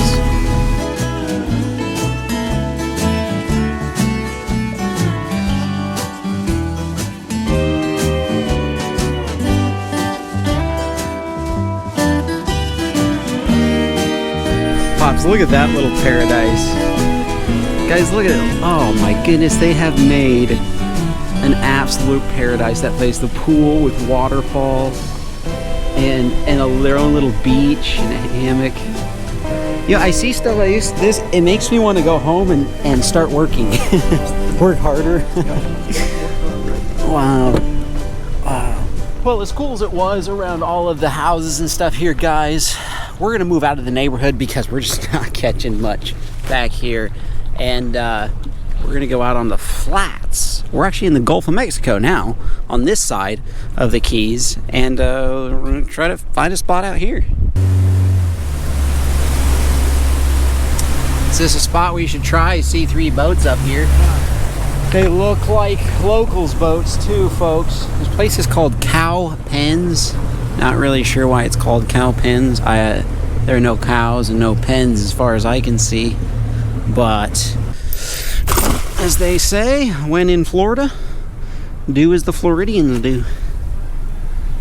Oh, look at us giving old Cow Pens a try for the first time. Alright, so I got 2 big chunks of cut bait out. Give what's left of our chum bag a little shake there. A little shake and bake.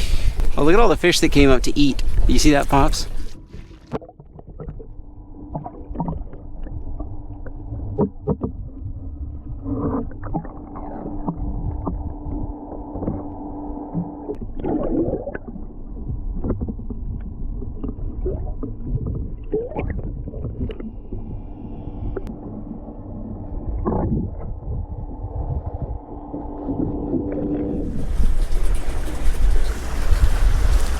Got him. Got something really heavy. On the old fish rod. This is the first fish. Hello. I've ever hooked up on an old fishing rod, or on the old fishing rod. Oh my gosh, this is cool. It happened. It happened. What is this? Green. Oh yeah. Oh, it's another nurse shark. There you go. Can I get the first? Will this be the first catch on the antique rod? Oh man, guys, you know, you can eat these in Florida. Oh, that's cool. That is super cool. Let's bring him in the boat. I think this is a manageable one we get in the boat. What do you think? Let's see where this. If you can reel it more. The rod's holding up like a champ. Grab him by the tail. Nice. Whoa. Hey. Whoa. First catch with the antique fishing rod, my friends. He is not happy. Hold him down. Yeah, hold him down there. He's getting himself hog-tied. He sure is. He might have to cut. Yeah, I'll have to cut that line. There you go. So that it loosens it. And then... Oh, look at him. Look how he bit the pliers. Yeah, see that? He just... Whoa. Oh, look at him. Look how he bit the pliers. Yeah, don't get your finger near there. Boy, I would be screaming like a Comanche right now. That thing hit that, if I didn't grab the pliers. He would have reached up and grabbed my fingers. Down here on my... Okay, according to the fishing rod... Is he at the tip? He's at the tip. He's a little bit past the first guy. He's about that, the end of the purple there, isn't he? Uh-huh, yeah, that's true. About the end of the purple there. Okay. So the question is, do you want to keep this rascal? You want to keep and eat him? You know, his skin is so thick. Yeah. I'm like, this is going to be a hard dude to eat. Like, and there's so much meat there. It's not like we could eat it all. What and what if he's not that tasty and like we just fillet this huge shark? Yeah. Guys, they have to be 54 inches or bigger to keep here in Florida. I think we should just let him go. I'll grab him and just set him back in. You want to get that camera? Oh, there he goes. Woo, nice. Wow. Well, that was cool. That was a highlight of the day, except for the cuttlefish. I'm getting a bite on the big one again, guys. Something. Oh, got him. Got him. Whoa, another big something. Whoa, good net. Look at this. Guys. Oh, man. What is it? Oh, he just got off. He just got off. Oh, my gosh. What? That's a champ right there. That was a huge... Oh, he snapped it. He just totally snapped everything. You just tied that on. I just retied everything after that shark too. He just clean. Wonder if he got it like wrapped around something. That fish must have got me wrapped around something and broke it off. I'm guessing, because that was just a clean break. Well, my friends, this still remains our catch of the day here.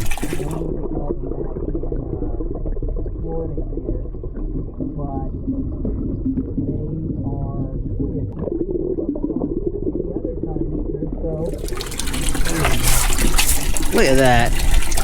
Ah! Oh, No, that's just weird feeling. Oh, I thought he bit you. I was No, like, he was coming around. they do have little beaks usually. Look at the big eyes. He's got a beak too. Look at that beak.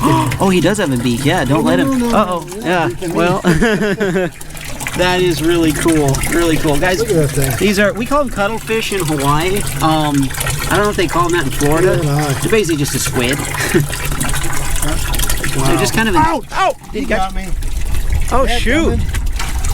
Man. He's all proud of that. Anyway, there he is. There he is. Wow, the little beak on him.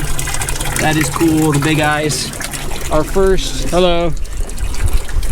We've never made calamari before. I've never ever even like attempted anything like that. Let's take these back to the house. Let's give them a go. Hello. All right, my friends, it is the next day.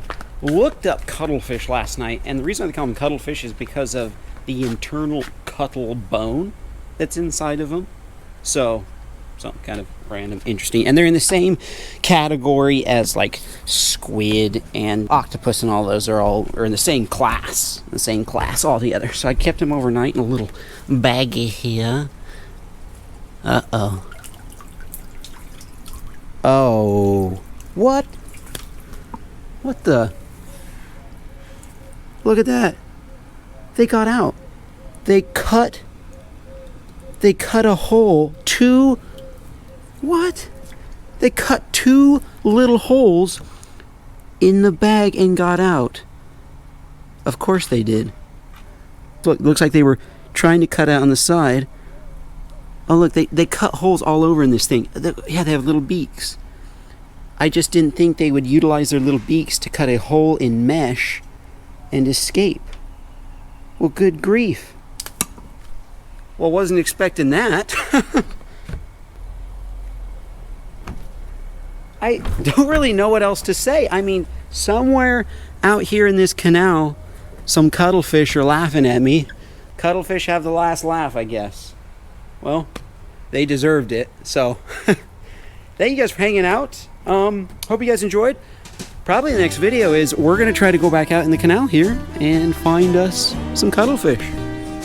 See you guys in the next one. Look at that beautiful yacht.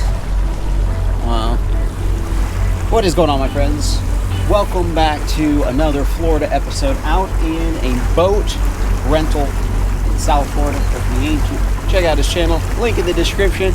We are shipping out this morning for a 7.5 hour boat rental. It's supposed to be 8, but I forgot the chum in the freezer, so we had to go back to that. But anyway, we have 7.5 hours to fish, and we are headed out to the open ocean. Hopefully it's calm out there. If it is, we'll be fishing the open ocean, but if it ain't, then we'll be fishing in the bay and stuff, which is cool as well for snook, sheep's head, all that jazz. But I'm hoping that we can get on the open ocean, because I've fished for a lot of snook and sheep's head from shore and stuff recently. So let's see how it goes, and let's get out to the open ocean first.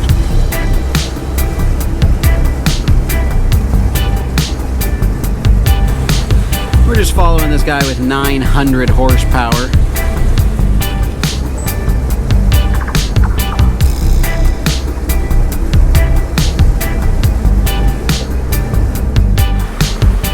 Look, there's a dolphin right there, folks. Cool. Oh, there's another one. Oh, look, there's a guy wade casting over there. Oh, he's fly fishing. Interesting. Probably going for tarpon or permit or something.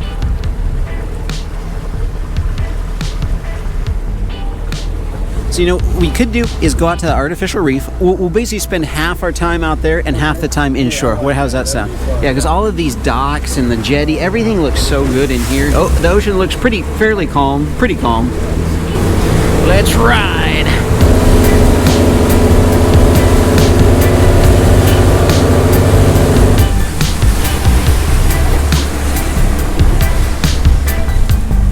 All right. 22.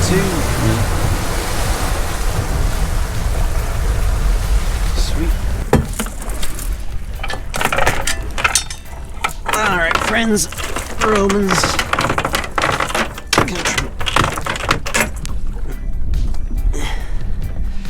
We've caught bottom.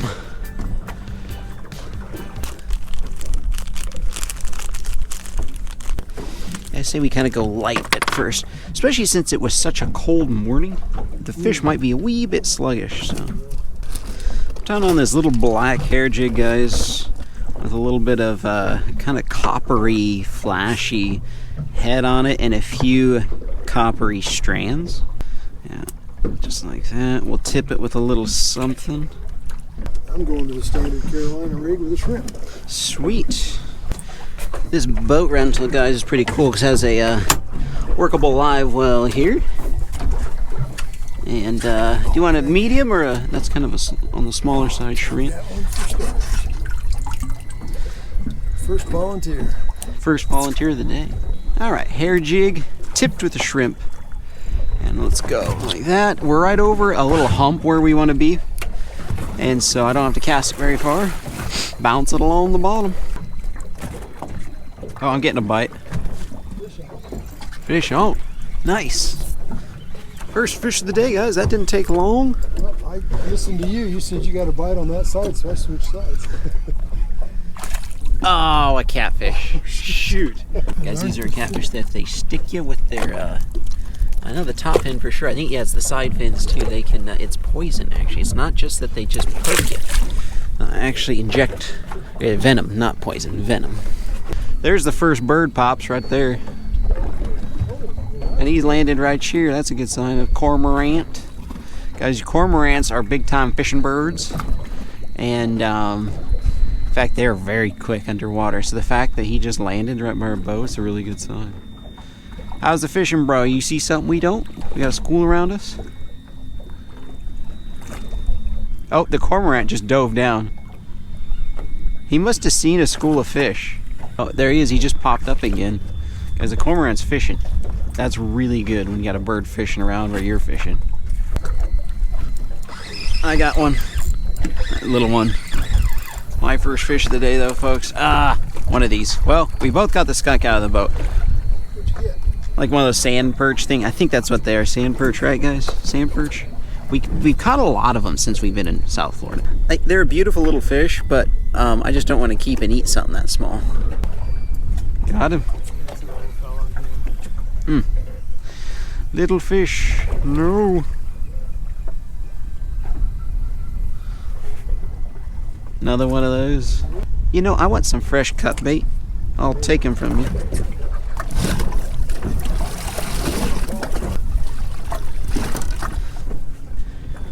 You want a strip of fish? I got one. Switch to the white hair jig, first cast. Hook up on something. Another catfish. What in the hay? They're like two grouper. One's called like a strawberry grouper, and the other one's I think called a Warsaw grouper.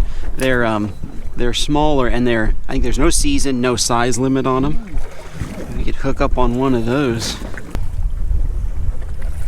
I just felt some rocks. That's good. They're right out there. Oh, now getting a bite.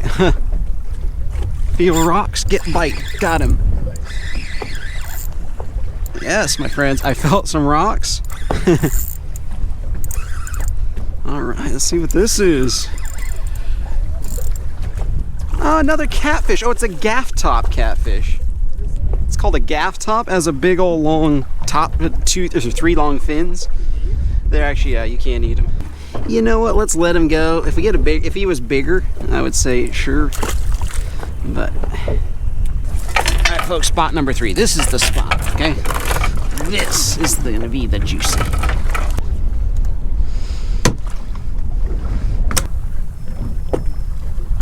Got him.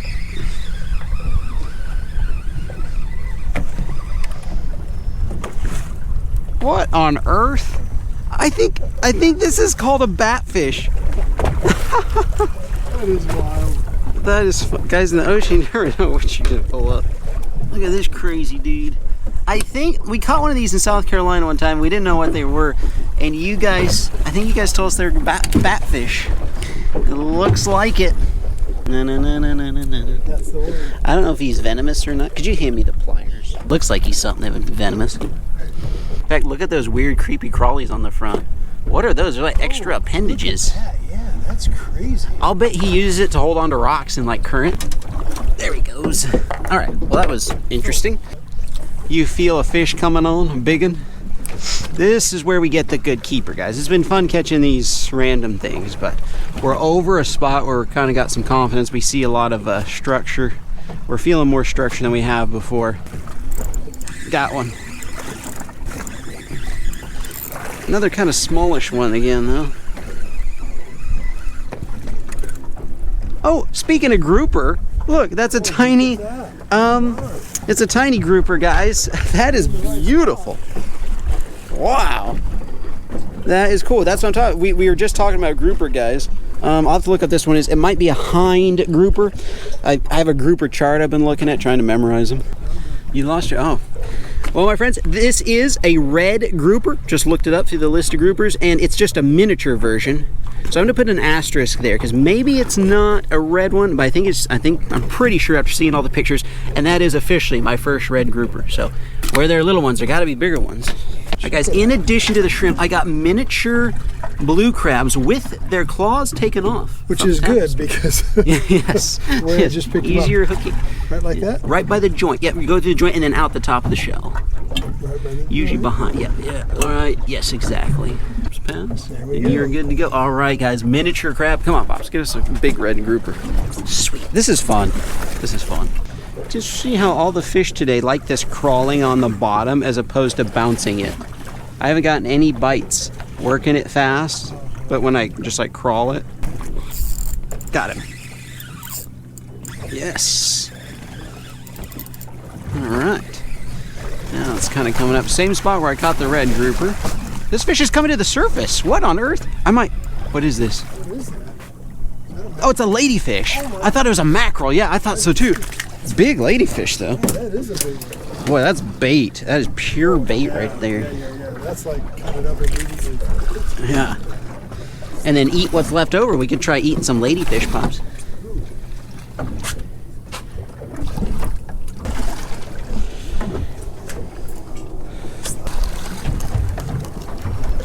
Yeah, because that could turn into a grouper right there. I'm going to put a piece of this ladyfish on. Look at that. All right. My friends, you know what's in this bag? A whole bunch of fish carcasses from our previous trips. I see skin of a sheep's head and a jack crevalle. So I have here a chum cage.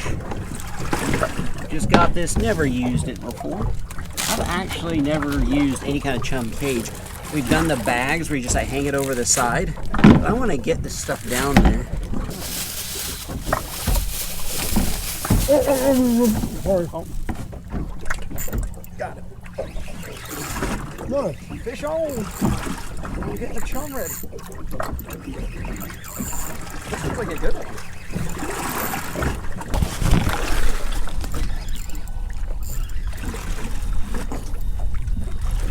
Oh, it snagged him. Oh. It's oh, that still might be. Wait, that's is that a lane snap? Huh? Yeah, is that a lane snap? I think so. I hooked him in the belly for some reason. Yeah, that's a lane. It's just a really pale lane snapper. Hey. What did that have to be? 8 inches? 10, I think. Okay. Yeah, he's 10. All right. All right, first excellent keeper of the day. Yes. While we're getting the chum ready, now we're cooking, folks. Those are good tasting fish.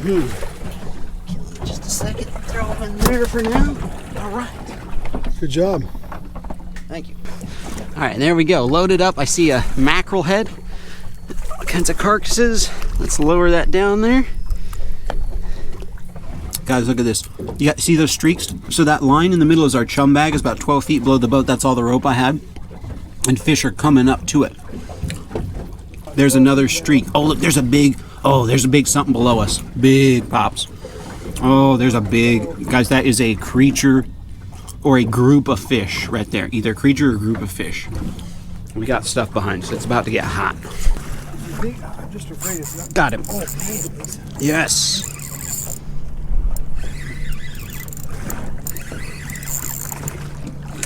What is it? Oh, a big grunt. A big, these are called,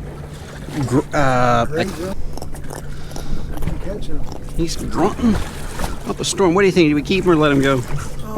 I say I'm gonna let him go. Beautiful fish, blue streaks on his face. I think these can get really big, if I'm not mistaken. There you go. All right, guys, I've switched to a chunk of weightless bait here, which I shall, oh, I guess I'll just drop it right there and let it drift down as naturally as possible, right near the chum thing with all that action down there. Bound to get something, I think. Pops, look at that swimming blue crab. I wonder if he smells the chum. Is that what he's coming up for? That is weird. Guys, we even got crabs swimming around the boat. Got him. Ooh, that's a good fish. There you go, on a chunk of ladyfish.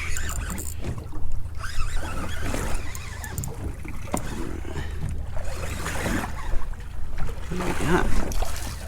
Ooh, is that a red? Or no, that's just another one of those snappers. Oh, he's bleeding. Must have taken it down deep. Man, is that a... Yeah, that's just a lane snapper, another lane. They're just a little bit different coloring. Gosh, I have a nice circle hook on, and he still managed to get it way down there. I do need the pliers. If you would be so kind. Thank you, sir. All right, second lane snapper in the box, friends. Sweet. All right, rebaited, rehooked. Let's get something big now. Having fun with a small reef fish, but let's get something big.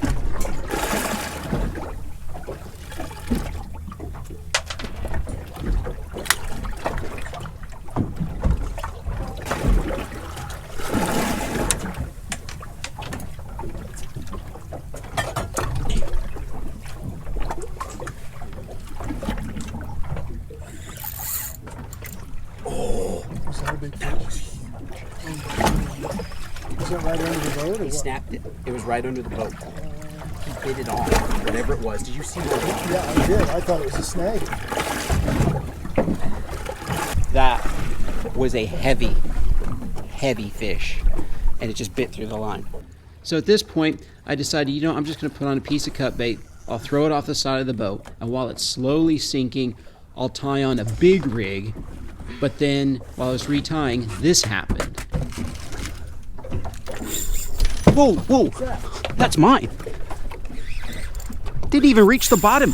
Whoa, whoa. Wait, what is this? It didn't, I just threw it out there and then went to tie on that wire leader. What is it?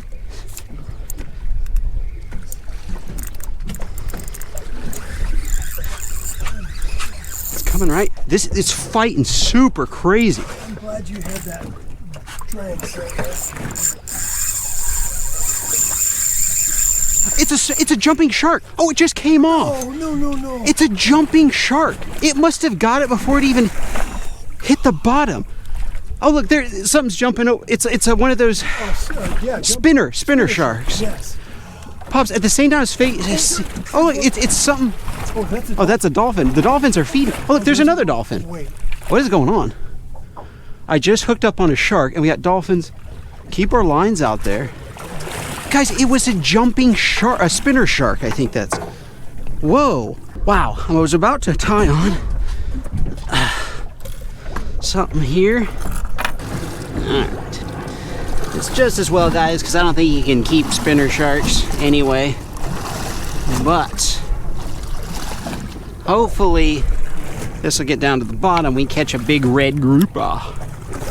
I actually don't care about, if I caught one of those keeper sharks, there are a few sharks in Florida you can keep and eat. If I caught an eating one, that would be cool, but I'd rather have a grouper or something. Oh wait, I gotta put a weight on this, what am I doing? That shark ate it before it got to the bottom. That's crazy, all those dolphins are gone and the shark is gone. Must have had, that was a small piece of bait. It must have landed right by him for him to go for that. Oh, the big piece of bait is getting bit, Pops. Leave my bail open for that. piece? Yeah, the big piece just got a tap. But yeah, something's messing with it. Oh my God. Got him. Got him.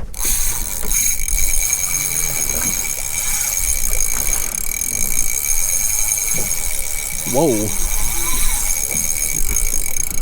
You need to let the anchor up. Well, he got a good strong run out of him. Oh my goodness. What do we got, guys? All the way to the other side of the boat. I've got all the rods in, so yeah. You might want to get the gaff if you would.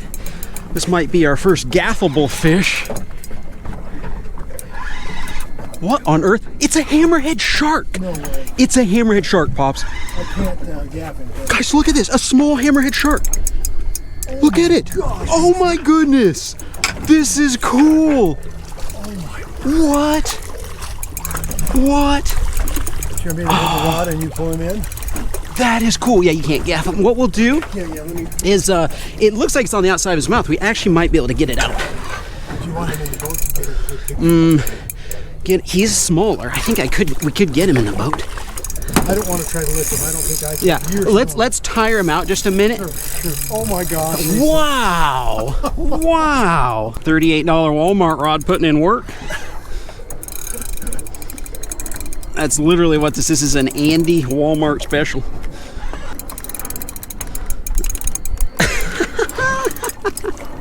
That is crazy. A hammerhead shark. Can I? Because I don't know if I want to bring him in the boat, honestly, and have him flopping and throwing his head around. I've seen it before where guys tie the tail and you get him beside the boat. And then you can take the hook out and all that jazz. He's small enough that way, but I just don't. If I could keep his head up. Well, I got him. If I could. Whoa. That was almost a disaster. That could have been bad. Okay, if you can get him along, yeah, I think I can get a loop around him. I wonder if they're like sturgeon. If you can. They're not like sturgeon. Here, you need to hold the rod for me. Yep. Tied.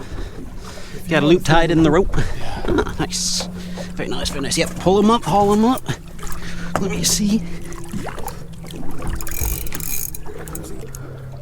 Just as long as a bigger shark doesn't come up to eat him. Yeah. While I'm leaning over. That's all I ask. Yeah, just haul him up.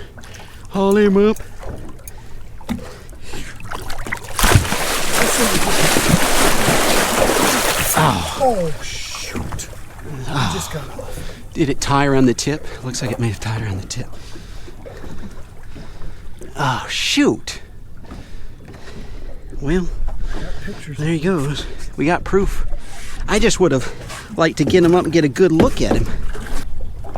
Well, I got a wound from the ordeal. It was, dang it. I really wanted to get an up close, like, look at him. We kind of did, but I really wanted to, like, look at the eyeball and everything. Like, that was a really, really cool shark.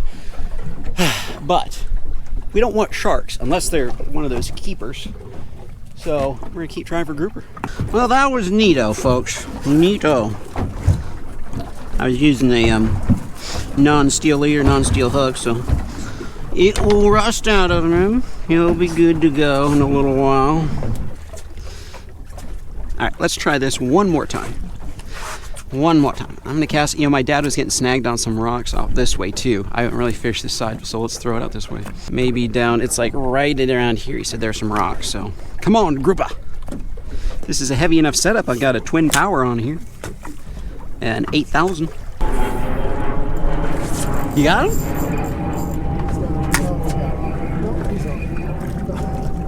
Oh, another grouper. Another one. I think that's a red grouper again. Oh, come on. They're down there. We just got to get them to bite. The big ones to bite. Oh, you got an orange in his mouth. Isn't that cool? That is cool. Pretty fish. We both caught our first. Oh, we both caught our first red grouper today. That's cool. Yeah. Got him? Just took off. With a crab, huh? Ooh, maybe this is a redfish or something. Maybe it's something good. What is it? Oh no! I mean, he just smoked it. Is that a puffer fish? Oh my goodness, it is. What the heck kind of puffer fish is that? What? It's silvery. Yeah, silver puffer fish. Huh. That's And he wild. ate the crab. He done ate the crab. Yes, he did. Oh, there he goes. There he goes. He's inflating. No, stop. Stop it, dude. I'll let you free. He's like, yeah, I'm trying to keep you. Oh no, you deflate. Look at his teeth. That's crazy. Oh wow, yeah. Oh man. He mauled that crab. Oh, no wonder. He could do it too. Well, we will. Let's see. So that's what those chompers do. Man. Oh, that's crazy. I've never seen one like that. I never either. Yeah. Like normally their whole body inflates, and he Right, just had like a sack under his chin that inflated, That was like a fun. frog.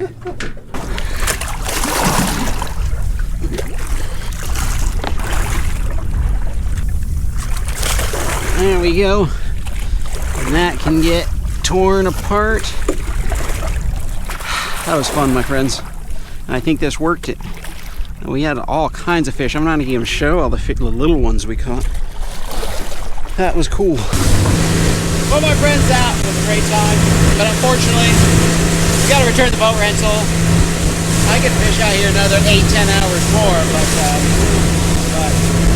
such is life. So head back in and start cooking up.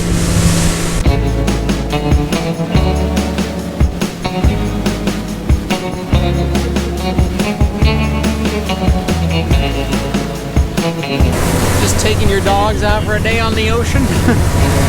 This is cool. I love seeing all the boats and yachts out here.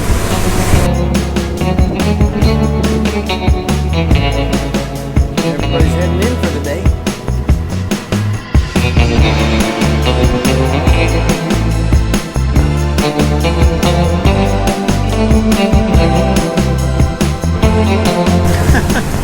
The tiki. There's a 30 horsepower Suzuki on the tiki hut. That is, how do they manage all the waves from all of these boats?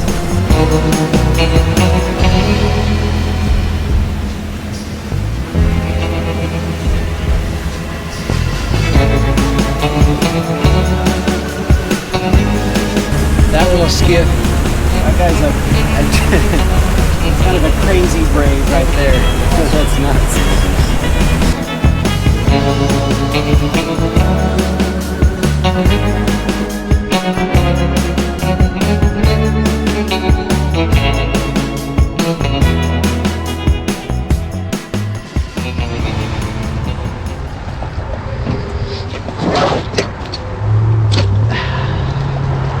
All right, my friends. Everything I need to cook is in this bag, and everything we need to fish for a little bit more is right here. Miech is going to throw out some shrimp. I also have, Pops, if you want a jerk bait, it's been working good. Okay. That one there, so if you have a wild hair to throw that one on, you can. I just want to say real quick, I could have a YouTube channel that says the man with the best job in the world, because you're going to cook and I'm going to fish, and then I get to come back and eat. I mean, how great is this? So while I'm cooking, my dad's going to fish along this seawall, and the reason why we came here for the cook is, number one, because we could. It's just like this barren lot, and other people come and fish here. But I was walking across this bridge on a walk this morning, and I saw a school of Jack Crevalle pushing a school of mullet against the wall, and they were just going crazy. I didn't have my phone on me, had no cameras on me. Oh, there he goes casting. I had nothing on me, so I wasn't able to film any of it, but it was pretty epic. And so right along the seawall here, it's not even that deep, but it's definitely a spot where fish can push other fish against. Oh, there was a fish that just jumped right there. And of course, bridges are always just great places to fish. So everything in this backpack I have is very simple, because the idea is to be able to cook out on the boat. Now, I know I didn't cook out on the boat this episode, but I'm gonna practice here. You see, it's always a challenge cooking out on the boat, because you can't have like any oil in a pan. or butter even in a pan or anything like that. You can't balance stuff. But there are times where I've really wanted to cook out on the boat, especially when we're out there for hours and hours. On the ocean, it's just hard. Well, on the lake, it's hard enough, but on the ocean, it's darn near impossible. However, I have something new here. I've never used this on my channel. My parents actually got it for me for Christmas. It's a little dial on the back. Chef's torch is what most people call them. There we go. You can't really see it actually probably, but it's a faint blue. But this is gonna cook the fish. And that way I can just lay the fish out and I don't have to balance oil or butter or pans or anything like that. Come down to the water's edge. Just have a couple small fish. We only kept a few. Got a lot of fish, but we only kept a few. A bunch of crabs on these rocks. You kind of come down here and catch them. Use them as bait.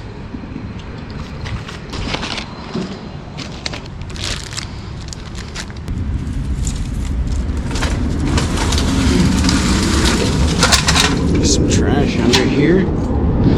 Here's a board. There we go. For this type of cooking, I have to cut the fillets thin, which for this size of fish isn't going to be hard. In fact, I don't think I have to really even cut them. But if I was cooking a big fish, I would definitely have to modify it. But I think I'll just be able to actually fillet it like regular now that I think about it. There we go. Throw that out for the crabs. That should be thin enough. I'll just have to experiment and see.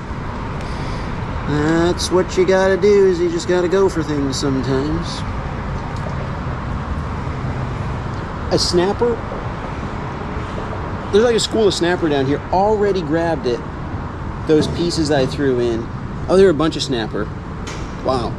I think these fillets, this size of fish, actually turned out to be perfect. A little like 11 incher there. That's just fine for this. It's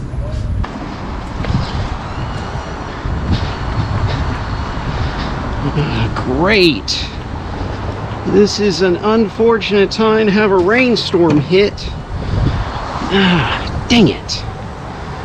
All my fishing stuff. Why don't you turn that on? Yeah, just dump the shrimp out. Guys.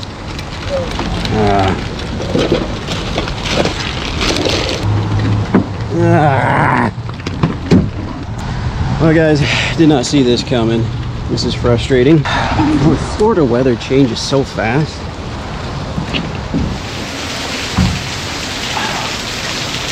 Good man. Florida weather is crazy.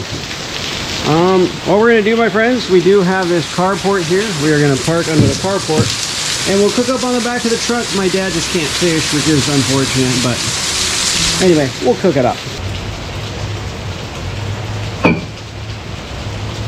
Where I grew up in Idaho, there's no such thing as like storms sneaking up on you.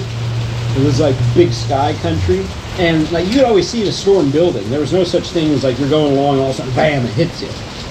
All right, folks, in the time that it took to get all this set up, the rain stopped.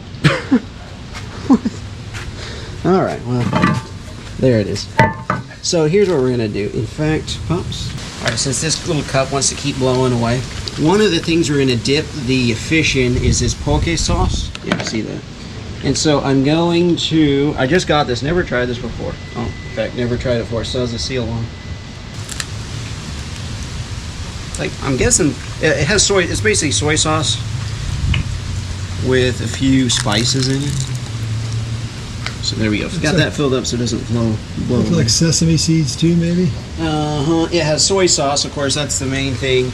And a little lemon juice, sugar, lemon oil, chili pepper, ground ginger, soy sauce, lemon. A little mix of stuff. We'll see how it tastes, in fact. Oh, it's a little sweet. A little citrus. Quite spicy, actually. I think that's going to be real good. Well, we'll see how it pairs with the fish. But all by itself, that's actually quite good. Wow. I might have found my new sushi sauce. Now, just make sure you got any scales, bones, everything off there. We're going to lay these pieces in the pan. Any little pin bones off? Any little scales? All right. Well, that's kind of cool. Yeah. Everything's all wet. Let me turn. So here's how it works. Turn this on. Oh, wow. Here we go. Now, should I add the seasoning? When should I add the seasonings, do you think? I was kind of thinking about afterwards. If you wanted to just like sear your tuna a little bit, you could probably just hold it, in one area. I should probably kind of work on one fillet at a time, really. I think we're going to pause the operation. My dad doesn't think it's a good idea to cook it in the frying pan because he's afraid that the heat will hurt the inside of the lining of the frying pan. So we will use aluminum foil. We'll use the aluminum foil as kind of a layer, and so it doesn't hurt the frying pan. Yeah. You know, I think that I should actually season this beforehand. Right? There you go. That's how you cook fish regular, huh? Cook fish anyway. I was kind of thinking I'd cook it this way and then add the seasonings, but I don't think we're just going to add salt. I wanted to have kind of an oriental feel to it. I'm thinking about cooking tuna and stuff this way out on the boat and offshore fish, and so many times Asian ways of cooking fish are superior. Water got in the pepper. Oh, great. To me, I like Hawaiian/Asian ways of cooking fish. And this right here is a rice seasoning. I've used this for sushi before. Put some of that on. It has seaweed and wasabi and crumbled ginger, crumbled sesame seeds. So there we go. Now that it's seasoned. Oh, you know what I was going to do too? Baking spray. I read on something where the baking spray, we're just going to coat it. Something online made me think to do this. Just a quick. There you go. Now it has a little oil on it. Now I think we're ready.